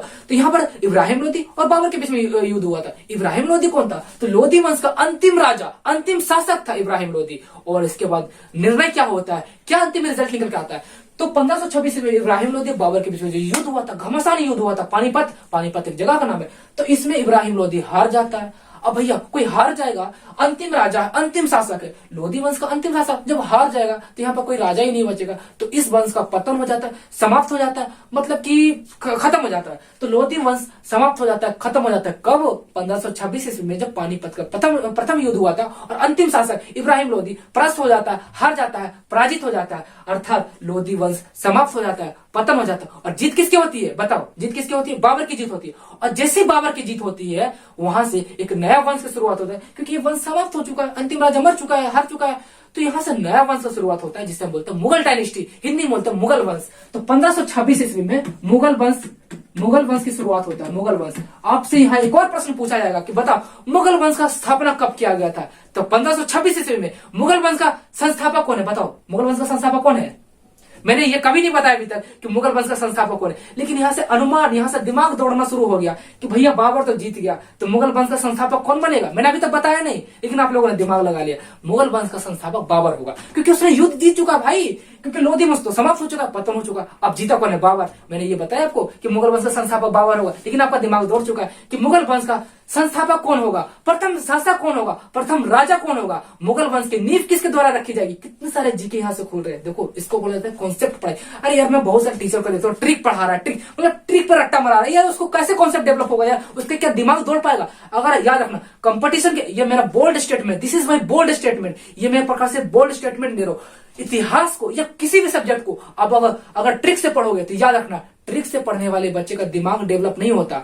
वो दिमाग डेवलप नहीं कर, वो अपने दिमाग को मतलब कि एक एक मतलब छोटा दिमाग बना रहा है, अपने नॉलेज को छोटा बना रहा है। लेकिन कंपटीशन का मतलब ही होता है कंपटीशन, लोगों से साथ कंपटीशन करना। जब लोगों के साथ कंपटीशन करना, क्या यहाँ दो लोगों के बीच में कंपटीशन चल रहा है? नहीं भाई, यहाँ दो लोगों के साथ कंपटीशन नहीं चल रहा है। अब ये देखो ना, कितने सारे लोग, कितने लोग फॉर्म भर रहे हैं। हालांकि जितने लोग फॉर्म भरते उतने लोग मतलब कि प्रिपेयर नहीं होते। कितने लोग तो सिलेबस के बारे में नहीं पता होता है, या कितने लोग तो ये समझ रहे हैं कि यार चल कोई नहीं, एग्जाम दे देंगे, एडमिट कार्ड आ जाएगा, एग्जाम देके देख लेंगे। अरे दिल को सुकून तो मिलेगा ना कि हाँ मैंने एग्जाम दिया, रिग्रेट नहीं होना पड़ेगा। तो बहुत सारे ऐसे भी स्टूडेंट मिलेंगे जो एग्जाम देने से कोई एग्जाम पास करना है या नहीं करना है, क्रैक करना है, कोई मतलब नहीं, बस एग्जाम देना है, दिल को सुकून मिलेगा, मतलब कि पछतावा ना हो, बस इसलिए एग्जाम देना है। तो एग्जाम के फॉर्म तो बहुत सारे भरे जाते हैं, लेकिन उसमें से बहुत सारे कम ऐसे जो रहते हैं, जो सिंसियर रहते हैं, मतलब कि जो सिलेबस कंप्लीट किए हुए रहते हैं, उनको ये समझ होता है कि हाँ मुझे एग्जाम क्रैक करना है। तो कहने का मतलब जो कंपटीशन चल रहा है, एक दो लोगों के साथ नहीं हो रहा है भैया, लाखों लोगों के साथ हो रहा है, हजारों लोगों के साथ कंपटीशन हो रहा है। तो आप ट्रिक से पढ़ोगे, ट्रिक से आपका दिमाग कॉन्सेंट्रेट होगा, मतलब कि यहाँ पर ट्रिक से यहाँ पर दिमाग आपका मतलब कि पर्सनली बंद होगा, खुलेगा नहीं दिमाग से। आप कॉन्सेप्ट पढ़ोगे ना, जिस तरीके से मैं यहाँ पढ़ा रहा हूँ,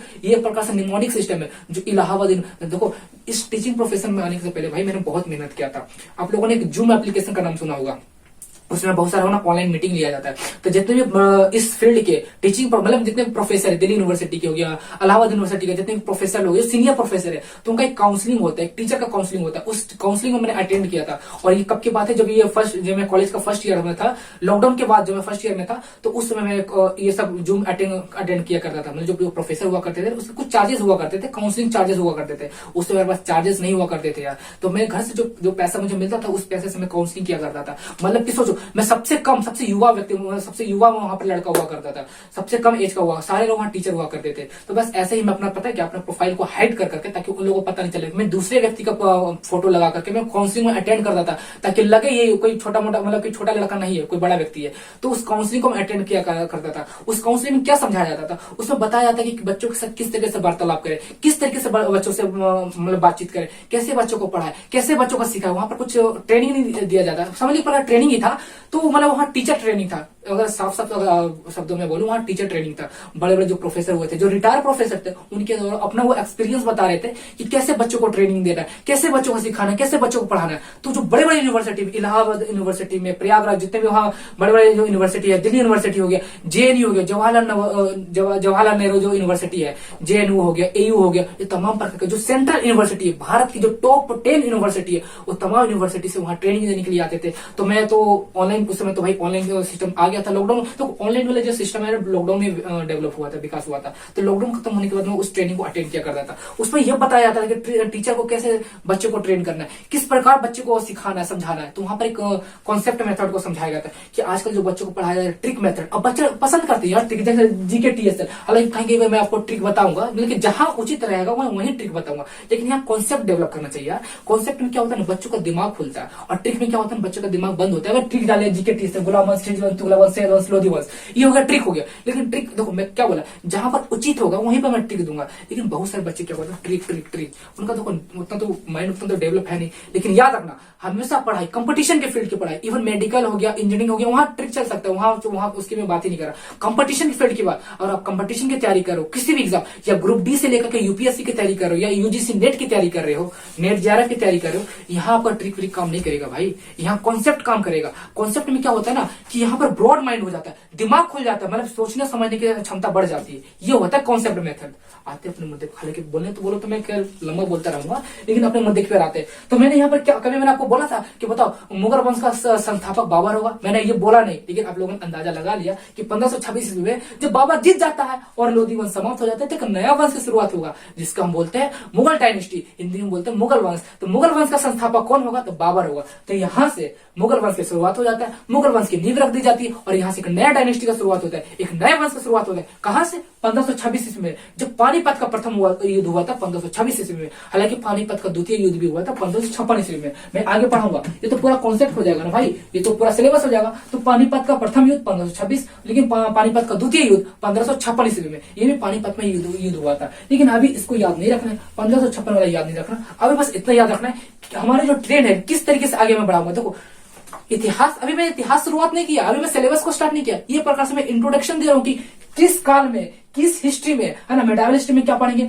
मॉडर्न हिस्ट्री में क्या पढ़ेंगे। हालांकि प्राचीन इतिहास के बारे में ज्यादा मैंने गहराई से नहीं बताया। क्यों नहीं बताया? क्योंकि हम लोग स्टार्ट करें मध्यकालीन इतिहास से, तो इसी में तो मैं गहराई से मैं बताऊंगा ना। तो अभी हम लोग कहां पहुंचे? मुगल वंश तक पहुंच गए। 1526 में मुगल वंश की स्थापना हो चुकी। अब मुगल वंश की स्थापना हो चुकी, इसमें भी 5 बड़े बड़े शासक आएंगे। हालांकि शासक तो उसमें बहुत सारे आते हैं मुगल वंश में, लेकिन 5 बड़े बड़े शासक आएंगे जिनके नाम से जाना, मतलब कि जिनके बड़े बड़े शासक हैं जिन्हें अपने काल में कुछ अच्छे काम किए होंगे, कुछ गलत काम किए होंगे, जिसकी वजह से वो बड़े शासक बन गए। तो मुगल वंश के शासक के अगर बारे में बोला जाए, जैसे प्रकाश मैंने आपको यह ट्रिक दिया था यहाँ पर कि दिल्ली सल्तनत काल में 5 वंश के बारे में बताओ, तो GKTS गुलाम खिलजी, तुगलक, सैयद, लोधी, ये 5 ट्रिक मैंने आपको 5 वंश का मैंने ट्रिक दिया। उसी प्रकार से मुगल वंश की जब शुरुआत होती है, जिसकी नींव बाबर से रखी जाती है, इसी प्रकार से 5 बड़े बड़े शासक आते हैं, जिसका ट्रिक है भाजसो। भाजसो, अब देखो भाई बोलते हो ना, BHAI भाई, तो आई की जगह जे लगा दो, भाज सो, भाज सो, BHAJS, भाज सो। अब इसका क्या फुल फॉर्म होगा? तो बी से बाबर, जिसने पानीपत का युद्ध जीता था, प्रथम युद्ध जीता था, और जिसने मुगल वंश की शुरुआत कर दी थी। तो ट्रिक है भाज सो। देखो मैंने क्या बोला, जहां आवश्यकता पड़ेगी, जहां उचित होगा, मैं वहां ट्रिक दूंगा, लेकिन कॉन्सेप्ट मेथड से। तो भाज सो, बाबर, हुमायूं, अकबर, जहांगीर, शाहजहां, औरंगजेब। इन लोग की जो स्पेलिंग है ना, इन वर्ड से, इस जो शब्द से स्टार्ट होता है, इस जो लेटर से स्टार्ट होता है। तो बी से बाबर, बाबर का स्पेलिंग बी से होता है। बाबर, हुमायूं, अकबर, जहांगीर, शाहजहां, औरंगजेब। मुगल वंश का अंतिम शासक, मुगल वंश का अंतिम शासक बताओ। मैंने आपके अभी तक कहीं, मैंने आज तक लेक्चर में, अभी तक लेक्चर में मैंने कभी बताया आपको कि मुगल वंश का अंतिम शासक कौन होगा? बताओ। मैंने बताया? नहीं बताया, लेकिन आपका दिमाग दौड़ चुका है। बताओ जरा, मुगल वंश का अंतिम शासक, अंतिम शासक मुगल वंश का। ये ट्रिक है। मुगल वंश का संस्थापक बाबर के द्वारा रखा गया, लेकिन अंतिम शासक पूछा जाएगा तो बताओ। अरे यार देखो, अंतिम शासक यार, मुगल वंश को जो शुरुआत की गई थी, जिसका जो 5 बड़े बड़े शासक थे, भाजसो, बाबर, हुमायूं, अकबर, जहांगीर, शाहजहां, औरंगजेब, ये 5 बड़े बड़े शासक थे। और बाबर से तो स्थापना कर दी जाएगी, लेकिन ये प्रश्न है कि मुगल वंश का अंतिम शासक कौन होगा? अरे ये होगा ना औरंगजेब। दिमाग नहीं तोड़ रहा है? अरे मुगल वंश का 5 बड़े बड़े शासक थे, 5 बड़े बड़े शासक थे मुगल वंश के, और नींव किसके द्वारा रखी गई थी? बाबर, क्योंकि इसने पानीपत का प्रथम। तो बताओ, गुलाम वंश का अंतिम शासक कौन हो जाएगा? औरंगजेब। देखो मैंने जो बताया, जिस प्रकार से मैंने बताया कि दिल्ली सल्तनत काल में 5 वंश होंगे, मैंने यहाँ पर बताया। तो अंतिम वंश मैंने लिख दिया लोधी वंश। उसी प्रकार से जब मुगल डायनेस्टी की जब शुरुआत हो जाता है, मुगल वंश का शुरुआत हो जाता है, तो जिसमें मैंने आपको ट्रिक बताया भाजसो, बाबर स्थापना करते हैं क्योंकि उसने पानीपत का युद्ध जीता था। लेकिन इसमें मैंने बताया भाजसो, अंत में है ओ, तो ओ से हो गया औरंगजेब। तो मुगल वंश का अंतिम शासक कौन हो जाएगा? औरंगजेब। देखो सामने एक लड़का बैठा हुआ है, इस लड़के से मैं पूछ रहा था, लेकिन इसने बताया नहीं। हो सकता है देखो 2024 का लास्ट डे, इसको शायद ये, इसका दिमाग कहीं और ही जा रहा है, कहीं और इसका दिमाग भटका हुआ कि कल 1 जनवरी, कल किसको विश करूंगा, किसे विश नहीं करूंगा, इसका दिमाग यहाँ भटक रहा है। सामने मेरे सामने एक लड़का बैठा हुआ है, वो यहीं पर ये सब चीजें देख रहा है। तो मैंने उससे पूछा कि बताओ मुगल वंश का अंतिम शासक कौन होगा? वो सोच रहे क्या होगा, अरे आपने तो पढ़ाया नहीं, बताया नहीं अभी तक। तो मैं यहाँ ट्रिक बता रखा है, भाजसो, बाबर स्थापना करता है, लास्ट में औरंगजेब है। लेकिन ये सोच रहा है क्या बताऊं मैं, मुगल वंश का अंतिम शासक कौन होगा, क्योंकि इसका दिमाग तो कहीं और गया हुआ है ना। सामने जो बैठा हुआ है वो सोच रहा है कि कल मैं किसे विश करूंगा, कल तो 1 जनवरी है ना, तो फिर हो सकता है। तो आपसे प्रश्न पूछा जाएगा, बताओ मुगल वंश का संस्थापना, मुगल वंश का स्थापना या संस्थापक या किसके द्वारा नींव रखी गई थी? बाबर के द्वारा। कब रखी गई थी? मुगल वंश का स्थापना कब हुआ था? बताओ मुगल वंश का स्थापना कब हुआ था? 1526 ईस्वी में। क्या मैंने अभी तक पढ़ाया आपको? नहीं। लेकिन कैसे आपका दिमाग दौड़ गया? मुगल वंश का स्थापना 1526 ईस्वी में रखा गया था। 1526 ईस्वी में इसका स्थापना हो चुका था बाबर के द्वारा। किसे हराया था? तो ये इब्राहिम लोदी, लोदी वंश का अंतिम संस्थापक, अंतिम शासक था इब्राहिम लोदी। उसके द्वारा युद्ध हुआ था 1526 ईस्वी में। इब्राहिम लोदी हार जाते, बाबर जीत जाते, यहाँ से मुगल डायनेस्टी की शुरुआत होता है। और मैं आपसे यहाँ पर एक प्रश्न पूछता हूँ, ये हुआ था 1526 ईस्वी में। लेकिन याद करो, इतिहास के उस काल को याद करो, इतिहास के उस घटना को याद करो जब पुर्तगाल से वास्को डिगामा आता है 1498 ईस्वी में। 20 मई कोई बोलते हैं, कोई 23 मई बोलते हैं, डेट एग्जैक्टली हालांकि 20 मई होगा, 20 मई होगा शायद। तो 20 मई 14 एग्जैक्ट डेट याद रखो और ईस्वी याद रखो, 1498 ईस्वी में। तो 1498 ईस्वी में वास्को डिगामा भारत आ चुका था। कहाँ आया था? कालीकट बंदरगाह, केरल के जो एक बंदरगाह था, है ना, जो समुद्री के इलाका में जो तट होता है ना, जो बंदरगाह जहाँ पर जहाज रुकते हैं उसको तट बोला, उसे बंदरगाह बोला जाता है। तो समुद्री यहाँ पर कालीकट बंदरगाह पे आया था, कालीकट बंदरगाह पे आया था, ये वास्को डिगामा आया था। उस समय केरल में कौन शासक था? उस समय केरल में जमोरिन का शासक था। उस समय केरल का राजा जमोरिन था। तो ये 1498 ईस्वी में केरल आ चुका था, अर्थात ये भारत में आ चुका था 1498 ईस्वी में। अब ये यूरोपियन का प्रभुत्व बढ़ते जा रहा है। यूरोपियन यहाँ पर धीरे धीरे धीरे धीरे आते रहते हैं। अब जैसे पुर्तगाल, जैसे पुर्तगाली आता है, जैसे वास्को डी गामा आता है, उसी प्रकार से 1600 ईस्वी में अंग्रेजों के द्वारा एक कंपनी का स्थापना हो चुका था जिसको बोलते हैं ब्रिटिश ईस्ट इंडिया कंपनी। हाँ, 1600 ईस्वी में स्थापना हो चुका। लेकिन अंग्रेज के द्वारा ब्रिटिश से आने वाला प्रथम व्यक्ति कौन था और कब आया था? तो कैप्टन हॉकिंस के द्वारा भारत में पहला ऐसा जो अंग्रेज था जो भारत में आया था, कैप्टन हॉकिंस जो प्रथम ऐसा अंग्रेज था जो भारत में आया था। कब आया था? 1608 ईस्वी में। अब देखो, मैं यहाँ पर अंग्रेजों के बारे में नहीं पढ़ा है, मैं यहाँ से थोड़ा सा लिंक करने की कोशिश कर रहा हूँ। तो 1498 ईस्वी में यूरोप एक, समझ लीजिए, जिस प्रकार से एशिया एक महाद्वीप है, इस प्रकार से यूरोप एक महाद्वीप है ना, यूरोप एक महाद्वीप है। तो उस महाद्वीप से एक व्यक्ति आया था। यूरोप एक महाद्वीप है, उस महाद्वीप में एक देश है, जिस प्रकार से एशिया सबसे बड़ा महाद्वीप है। हम लोग किस महाद्वीप में रहते हैं? एशिया महाद्वीप में रहते हैं। और किस देश में रहते हैं? भारत में रहते हैं। उसी प्रकार यूरोप एक महाद्वीप है, उस महाद्वीप में एक देश है पुर्तगाल से आने वाला प्रथम व्यक्ति और सर्वप्रथम कौन आया था? वास्को डी गामा आया था। उसी प्रकार अंग्रेज भी आया था, अंग्रेज आया था, उसमें ब्रिटेन कहा जाता है। उसमें अंग्रेज जहां से आ रहे थे उसमें ब्रिटेन कहा जाता था। लेकिन वर्तमान समय उसी ब्रिटेन को नाम बदल, तो उनकी छवि इतनी बर्बाद हो चुकी थी ना कि अंग्रेज लुटेरा केवल भारत को नहीं गुलाम बनाया था, चाइना को भी गुलाम बनाया था, अफगानिस्तान को, मतलब कि तमाम देशों को, इंडोनेशिया भी वो लोग गए थे, तमाम प्रकार के देशों को लोगों ने गुलाम बनाया था। तो उनकी छवि ऐसे बर्बाद हो चुकी थी कि भाई ये गुलाम बनाने वाले, उनकी छवि बर्बाद हो चुकी थी। तो उन्होंने ब्रिटेन से नाम बदल के इंग्लैंड रख दिया। अभी वर्तमान समय उनका नाम इंग्लैंड है। तो ये सारे कंट्री कहाँ थे? यूरोप में आते। तो यही से प्रश्न यहाँ पर मैं खड़ा कर रहा हूँ और इसे लिंक करने की कोशिश कर रहा हूँ। यूरोपियन का आगमन, समझ रहे, यूरोप में तो तमाम देश आ गए। तो यूरोपियन का आगमन की शुरुआत कब हुई थी? 1498 से। मैं यहाँ पुर्तगाल या डच में नहीं बोल रहा, या मैं ब्रिटेन नहीं बोल रहा, मैं यहाँ केवल इस कंट्री का नाम नहीं ले रहा, पुर्तगाल, डच या ब्रिटेन में नाम नहीं ले रहा किसी कंट्री का, मैं बोल रहा हूँ यूरोप। क्योंकि देखो, यूरोप तो महाद्वीप है और सारे कंट्री यूरोप में आ गए। तो यूरोप से आने वाले प्रथम व्यक्ति कौन हो जाएगा? बताओ, यूरोप से आने वाला प्रथम व्यक्ति? वास्को डी गामा यार, दिमाग दौड़ाओ।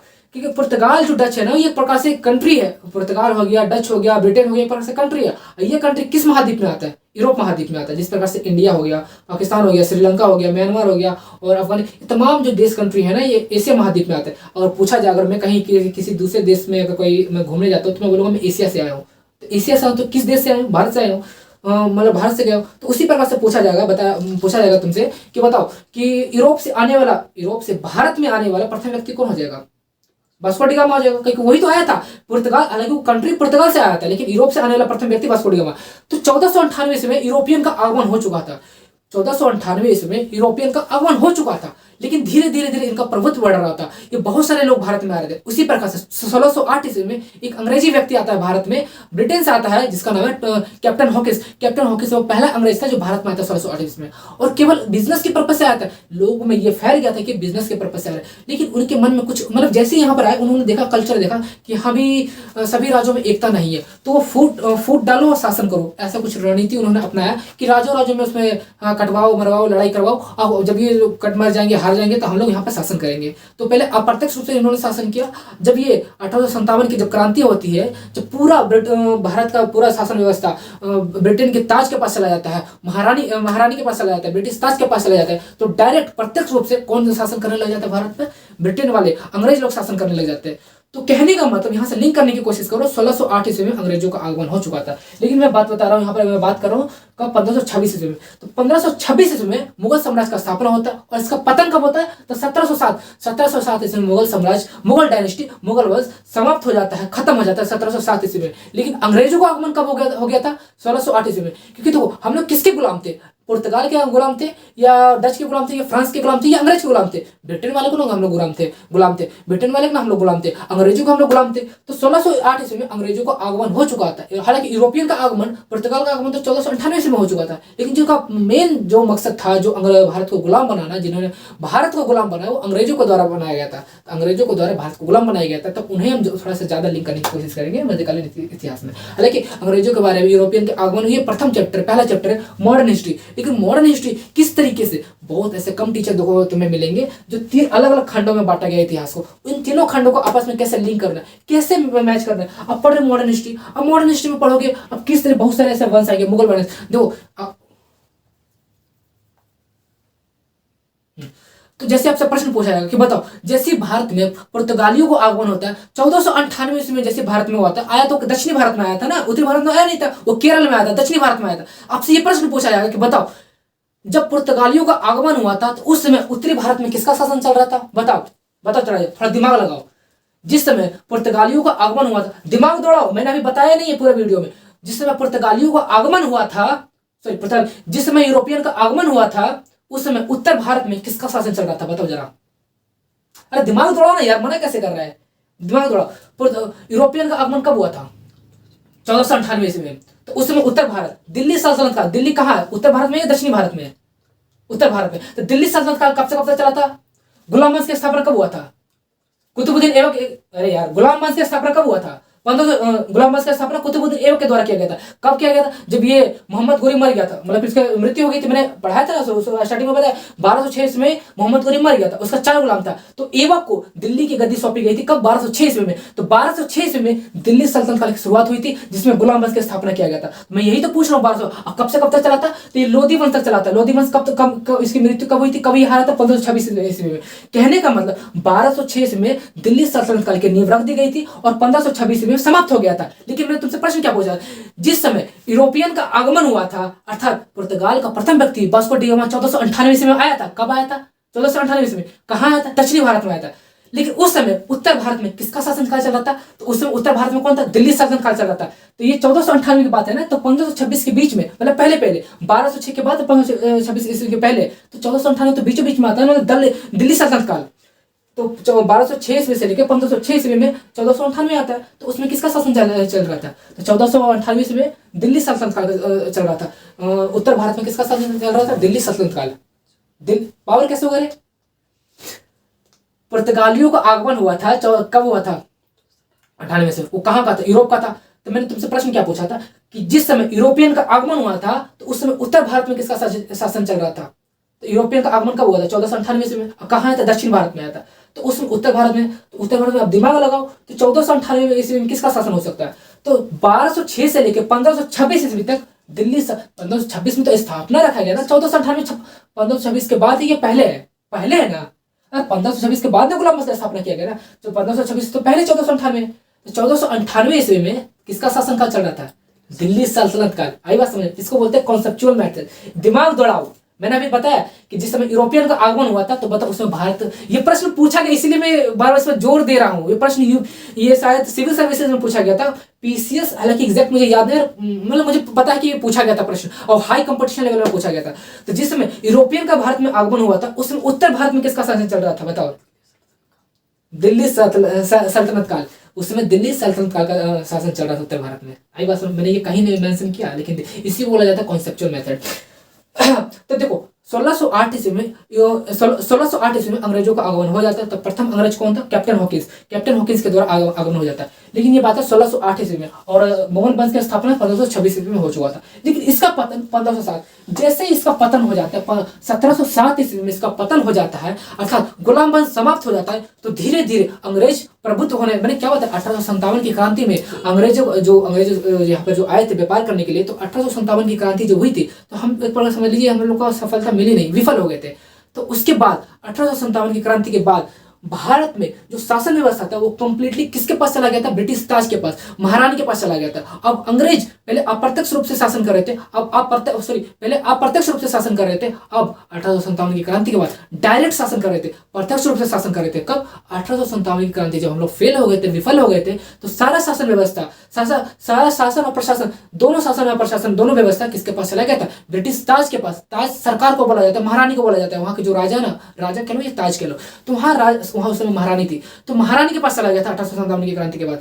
तो वो डायरेक्ट प्रत्यक्ष रूप से शासन कर रहे थे और धीरे धीरे बढ़ रहा था। ये बात है 1857 की बात है। लेकिन जैसे ही 1707 में मुगल साम्राज्य जब पतन हो जाता है, खत्म हो जाता है, इसके बाद अंग्रेजों का प्रभुत्व बन जाता है। मतलब 1857 की क्रांति के बाद वो प्रत्यक्ष और मतलब प्रत्यक्ष रूप से शासन और प्रशासन, दोनों व्यवस्था, दोनों उनके पास शक्ति चली गई। किसके पास? 1857 की क्रांति के पास, 1857 क्रांति के बाद ब्रिटिश ताज के पास, है ना, ब्रिटिश महारानी के पास, उसके पास प्रत्यक्ष रूप से शासन और प्रशासन शक्ति दोनों उसके पास चली गई थी। कब? 1857 की क्रांति जब हम लोग विफल हो गए थे, उसके बाद सारी शक्तियां शासन और प्रशासन की सभी शक्तियां किसके पास चली गई थी? महारानी के पास चली गई थी, ब्रिटेन महारानी के पास चली गई थी। ये बात है 1857 क्रांति के बाद। लेकिन जैसे ही 1707 में जब मुगलों का पतन हो जाता है तो यहाँ से अंग्रेजों का प्रभुत्व होता है, वो कंप्लीटली शासन करने लग जाते हैं और हम पर रोक जमाने लग जाते हैं, हम पर डायरेक्ट प्रत्यक्ष रूप से शासन करने लग जाते हैं। और इतिहास याद करो, इतिहास की वो घटना 1757 में प्लासी का युद्ध होता है, याद रखना वो डेट है 1700। अब देखो हम लोगों ने लिंक कर चुका है मध्यकालीन इतिहास को मॉडर्न हिस्ट्री से, हम लोगों ने लिंक कर चुका है। कैसे कहते हो, गाड़ी की जो रफ्तार ऐसी होनी चाहिए ना, कब हम लोग पिछला जो देखो जब लॉन्ग ड्राइव पे जब जाते हो, आप लोगों ने ट्रेन में सफर किया होगा तो बहुत बोरिंग लगता है यार, 2 घंटे के रास्ता या 3 घंटे का, इवन जो 24 घंटे का जो लॉन्ग ड्राइव पे जाते हैं, मतलब किसी दूसरे डेस्टिनेशन पे जाते हैं तो 24 घंटे का जो रास्ता होता है बहुत बोरिंग होता है। तो कोशिश कीजिए कि उसको इंटरेस्ट बनाए। लेकिन कैसे इंटरेस्ट बनाएंगे? कुछ रोचक कहानी होगी। अब वहाँ पर 2-3 लोग मिल गए, अब पता चला जो हमें सीट अलॉट हुआ है ट्रेन में, जो सीट हमें मिला, अब पता वहाँ पर 2-3 लोग हैं, वहाँ तीनों लोग खड़ूस के खड़ूस है ना, बात करना पसंद करते यार, बात करते तो मुंह ऐंठते, मतलब कि कहने का मतलब वो लोग अच्छे से बात नहीं है, उनका व्यवहार नहीं है, उनका बिहेवियर गुड बिहेवियर नहीं है, उनका सेंस अच्छा नहीं है, बात करने का लहजा ठीक नहीं है, वो गलत तरीके से व्यवहार कर रहे हैं, देखने का नजरिया, मतलब कि जो लॉन्ग ड्राइव जो आप लोग जा रहे हो, लॉन्ग डेस्टिनेशन पे आप लोग जा रहे हो, जो 24 घंटे लगने वाला है, और आप साथी को अच्छा चयन नहीं कर पाओगे तो किस तरीके से आपका जीवन सुखमय हो पाएगा?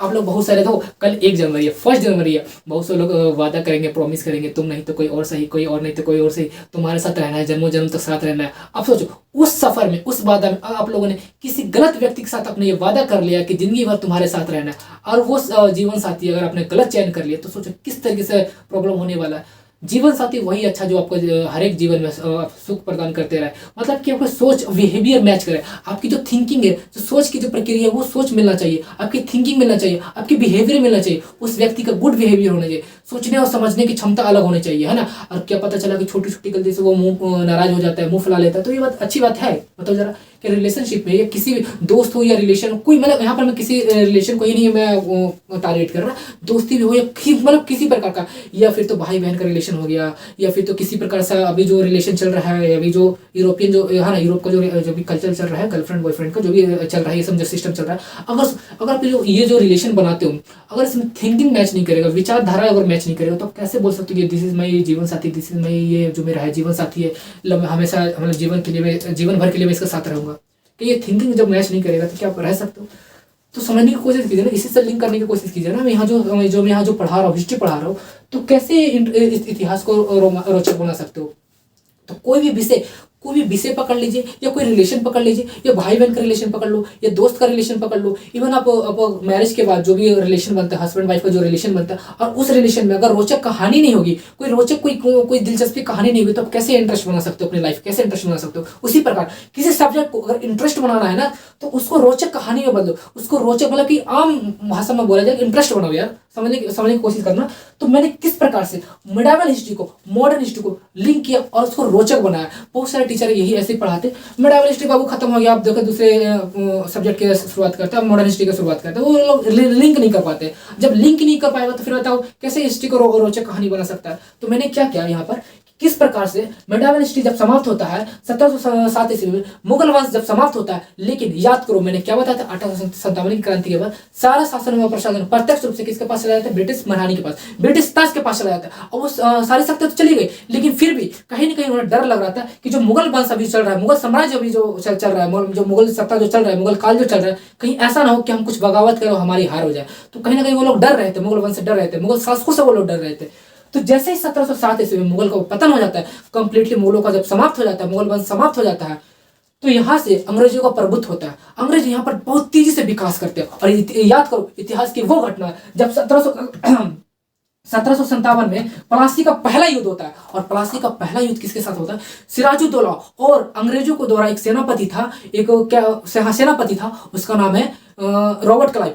रॉबर्ट क्लाइव एक सेनापति हुआ करता था उस समय। तो यहाँ से अंग्रेजों की तरफ से एक सेनापति लड़ रहा था जिसका नाम था रॉबर्ट क्लाइव। तो रॉबर्ट क्लाइव और एक बंगाल का नवाब था जिसका नाम है सिराजुद्दौला। सिराजुद्दौला बंगाल का उस समय नवाब था। जिस समय प्लासी का युद्ध हुआ था 1757 में, जब प्लासी का युद्ध हुआ था तो उसमें बंगाल का नवाब सिराजुद्दौला था और अंग्रेजों का सेनापति था वो रॉबर्ट क्लाइव था। तो रॉबर्ट क्लाइव और सिराजुद्दौला के साथ युद्ध होता है ना, एक प्रकार से युद्ध होता है। कहां पर होता है? प्लासी। प्लासी एक जगह का नाम है, वेस्ट बंगाल में, पश्चिम बंगाल में प्लासी एक जगह का नाम है। प्लासी प्रकार से हम लोग घास के जैसा पौधा है, इस प्रकार से प्लास नाम है उसका। प्लास एक प्रकार से पौधा होता है, ये व्हाइट कलर का होता है, प्लास पौधे का नाम है। और उस इलाके में बहुत सारा प्लास पौधा होता है।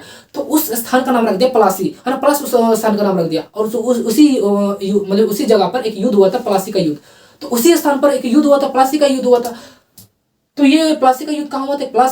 प्लासी की जगह का नाम है, उस जगह पर प्लासी का युद्ध हुआ था। और ये जगह कहाँ है? वेस्ट बंगाल में। तो 1757 ईस्वी में प्लासी का युद्ध हुआ था। किसके किसके बीच में? बंगाल का नवाब सिराजुद्दौला और एक अंग्रेज का सेनापति रॉबर्ट क्लाइव। तो रॉबर्ट क्लाइव और सिराजुद्दौला के साथ एक युद्ध होता है, और इस युद्ध में एक समझ लीजिए युद्ध को एक अलग डायरेक्शन मिल जाता है। तो सिराजुद्दौला का एक सेनापति था मीर जाफर। मीर जाफर ने क्या किया, मतलब कि अपने नवाब के प्रति, अपने राजा के प्रति एक धोखाधड़ी किया। क्या धोखाधड़ी किया? रॉबर्ट क्लाइव ने उसको एक लालच दिया कि भाई तुम क्या करो, अपने सैनिकों को सरेंडर करवा दो, मैं तुम्हें बंगाल का नवाब बना दूंगा। अब मीर जाफर, यहाँ एक लंबी कहानी है, मैं अभी आपको इंट्रोडक्शन दे रहा हूँ कि किस तरीके से अपनी गाड़ी को आगे बढ़ाएंगे, किस तरीके से हम अपने गाड़ी को आगे बढ़ाएंगे, ये प्रकार से मैं इंट्रोडक्शन दे रहा हूँ। तो मीर जाफर जो था, किसका सेनापति था? वो बंगाल का सेनापति था। बंगाल का जो नवाब था सिराजुद्दौला का सेनापति था मीर जाफर। मीर जाफर ने धोखा दिया अपने नवाब को, अपने राजा को धोखा दिया। क्या धोखा दिया था? जो अंग्रेज था उसको बोला था कि तुम अपने सैनिकों को सरेंडर करवा देना, मैं तुम्हें बंगाल का नवाब बना दूंगा। हुआ ही 1757 में जब युद्ध होता है, तो सोचो, एक तरफ अंग्रेज का 300 सैनिक, मात्र 300 सैनिक, 300 साढ़े 300 सैनिक था, और एक तरफ 18,000 सैनिक था। सिराजुद्दौला का 18,000 सैनिक था, और इस युद्ध में 18,000 सैनिक था, और इस युद्ध में 18,000 सैनिकों को मीर जाफर के द्वारा सिलेंडर करवा दिया गया। मतलब उसको सिलेंडर करवा करके हथियार सामने रखवा दिया गया। सोचो, 18,000 सैनिकों को सिलेंडर करवा करके, और 300 सैनिक, अंग्रेज का मात्र 300 सैनिक था, उस 300 सैनिकों की मदद से 18,000 सैनिकों को बंद करवा करके एक कोलकाता में एक मतलब कि किला है, एक मतलब कि हॉल है, उस हॉल में बंद करवा दिया गया था, और भूखे प्यासे रख करके उन सभी 18,000 सैनिकों को मौत के घाट उतार दिया गया था। किसके द्वारा? अंग्रेज के जो सेनापति था रॉबर्ट क्लाइव। ये केवल एक षड्यंत्र था, एक मतलब समझ लीजिए षड्यंत्र था। कल्पना करो ना यार, एक अंग्रेज है, 300 अंग्रेज है, और एक तब 18,000 भारतीय सैनिक है, बंगाल का नवाब है, उसका 18,000 सैनिक था। और ऐसा ये भी माना जाता है कि भारत का एक व्यक्ति अंग्रेज को 2 व्यक्ति को आराम से उठा के पटक सकता है, आराम से उसे हरा सकता है। सोचो, भारतीय लोगों के पास इतना क्षमता होता है, इतना मजबूत होता है ना, कि दो अंग्रेजों के साथ आराम से लड़ सकता है। सोचो, एक तरफ 18,000 सैनिक, वो 18,000 चाहते ना 36,000 सैनिकों को मार सकते थे, लेकिन एक तरफ 18,000 सैनिक, एक तरफ 300 सैनिक, युद्ध हुआ, और इस युद्ध में 18,000 सैनिक हार गए बेचारे।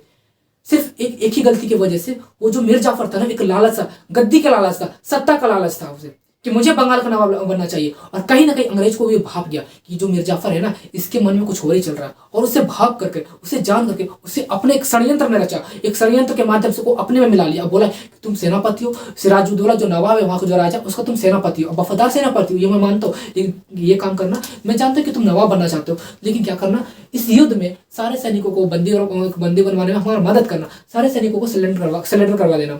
अयो होता है ऐसा भी। अब 18,000 सैनिकों को बंद करवा करके उन्हें मौत की घाट उतार दिया जाता है, और मीर जाफर जो सिराजुद्दौला था, जो नवाब था, उसे मार दिया जाता है। अगर युद्ध में हार गया तो फिर राजा को तो मरना, मतलब कि उसका तो काम था।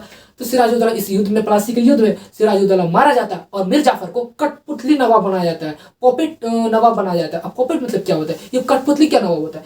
कठपुतली नवाब का मतलब होता है जो अंग्रेज बोलेगा वही करेगा। नवाब वही है, राजा वही है, लेकिन जो अंग्रेज बोलेगा, जो रॉबर्ट क्लाइव बोलेगा ना, वही करेगा। अब यहाँ पर प्रश्न उठता है कि सर, ये युद्ध तो जीत चुका था, रॉबर्ट क्लाइव तो युद्ध जीत चुका था, तो मीर जाफर को क्या जरूरत है बंगाल का नवाब बनाना? खुद ही बन जाता। देखो दोस्त, ऐसा नहीं, अभी अंग्रेज भारत में इतने देर से फैले नहीं है। अगर वो खुद नवाब बन जाता, राजा बन जाता, तो एक बगावत शुरू होता, जैसे 1857 की क्रांति में बगावत शुरू हुआ था। सोचो, अंग्रेज कितना समझदार थे। अगर हम डायरेक्ट सत्ता में आते, डायरेक्ट नवाब बन जाते, तो फिर से विद्रोह हो जाएगा। अब क्या पता ये विद्रोह हो जाएगा, हम लोग को खदेड़ कर भगा दिया जाएगा, तो उन्हें कहीं ना कहीं डर था। इसीलिए मैं कहा जाता हूँ, इतिहास से आप लोग बहुत ऐसे चीजें आपको मिलेगा, सीखने को मिलेगा। आप लोग प्लीज सीखना और कोशिश करना कि जो आज घटना घटा है वो दोबारा ना घटे, जो आज गलती है वो दोबारा ना गलती, और कोई भी आप स्टेप उठाए, कोई भी आप काम करने के लिए जाए, और कोशिश करना कि जो पिछले बार गलती हुआ था वो गलती दोबारा नहीं हो। अपनी गलतियों से हमेशा सीखना और दूसरी को गलतियां सीखना, ये इतिहास आपको ये सिखाता है। तो आप इतिहास क्या सिखाता है? बोलते इतिहास जाने से क्या कहा, हम दूसरा के इतिहास पढ़ेंगे। अरे भाई, दूसरा के इतिहास इसलिए पढ़ेंगे कि उस इंसान ने अपने जीवन में क्या गलती किया है और उसे क्या भुगतना पड़ा है, वो गलती आप नहीं करोगे। फॉर एग्जाम्पल, सिराजुद्दौला मीर जाफर, उसको पता था कि मेरा बंगाल का नवाब जो है, मेरा जो सिराजुद्दौला जो बंगाल का नवाब था, उसको क्या पता था कि जो मेरा जो सेनापति है, जो मेरा वफादार सेनापति है, कि मेरे साथ ऐसा करेगा।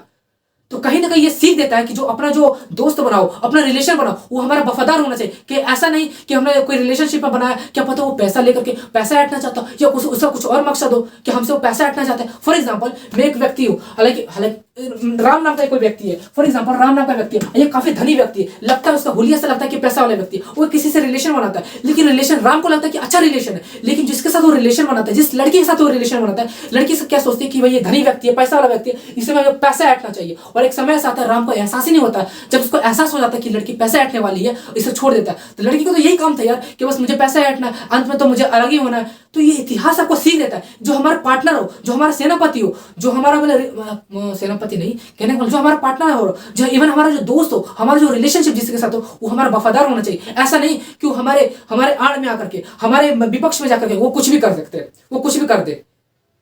तो ये आप लोगों को इतिहास सीखना चाहिए भाई। मतलब बहुत सारे टीचर पढ़ाते हैं इतिहास का, तो इतिहास का मतलब ही होता है इतिहास, बीते हुए कहानी को पढ़ना। लेकिन आपको यह दायित्व बनता है कि हमने इतिहास पढ़ा, इससे हम लोगों ने क्या सीखा। तो मीर जाफर के साथ मीर जाफर ने जो गलती किया, प्लीज आप लोग ऐसा कभी गलती मत करना, और अपने कोशिश करना जो जिससे दोस्ती करते हो, जिससे रिलेशन बनाते हो, ये हमेशा अपना वफादार होना चाहिए। ऐसा नहीं कि मीर जाफर की तरह हमें धोखा दे, समय पर धोखा दे दे।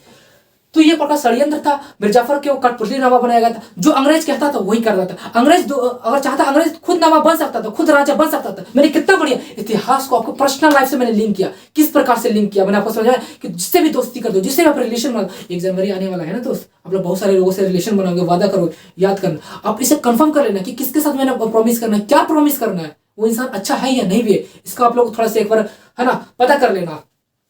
तो 1757 क्रांति कौन जीत जाता है? रॉबर्ट क्लाइव जीता। कहने का मतलब 1757 की क्रांति नहीं हुई थी, 1757 में ये रॉबर्ट क्लाइव जीत जाता है, अंग्रेजों को यहाँ पर मतलब जीत मिलती है। अब इसके बाद दूसरा युद्ध होता है, दूसरा युद्ध होता है बक्सर का युद्ध। बक्सर का युद्ध होता है 1764 ईस्वी में। 1764 ईस्वी में बक्सर का युद्ध होता है। ये भी एक प्रकार से निर्णायक युद्ध होता है। और इसमें क्या युद्ध होता है? इसमें भारत के 3 बड़ी बड़ी सेना लड़ रही थी, अवध के नवाब और बंगाल के नवाब, और अवध के नवाब, बंगाल के नवाब और मुगल बादशाह शाह आलम द्वितीय, मुगल बादशाह शाह आलम द्वितीय, अवध के नवाब सिजाउद्दौला, अवध के नवाब सिजाउद्दौला था, बंगाल के नवाब मीर कासिम।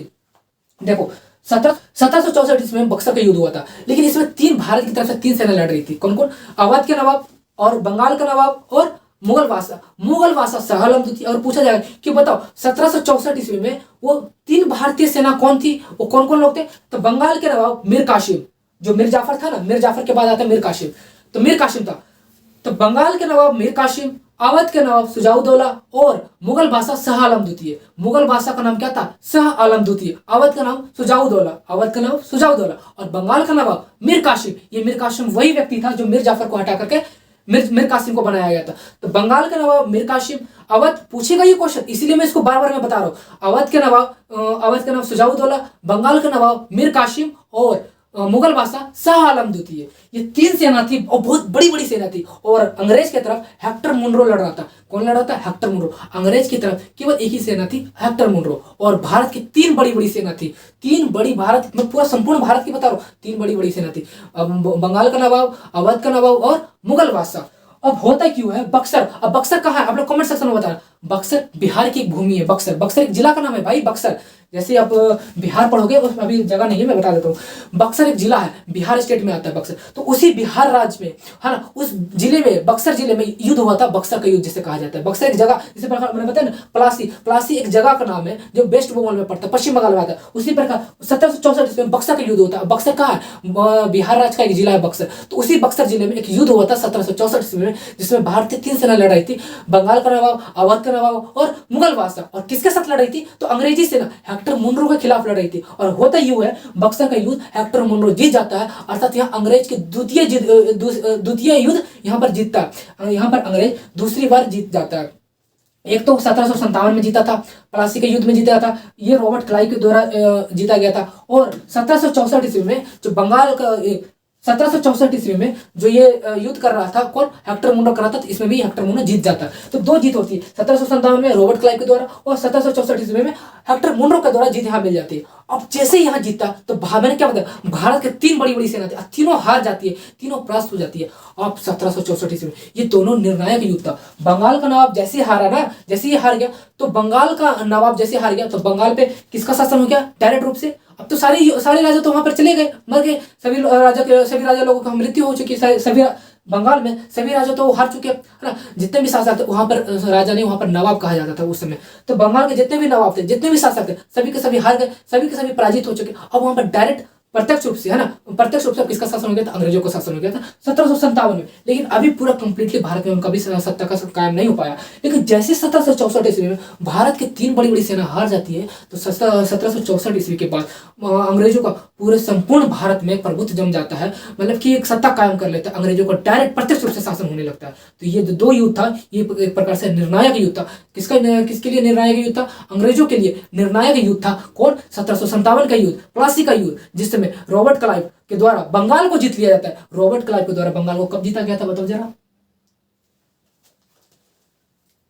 देख, सही में 2 बार पकड़ा हूं, इसका ध्यान कहीं और है। अरे रॉबर्ट क्लाइव के द्वारा बंगाल को कब जीता गया था यार? कब वो हारा?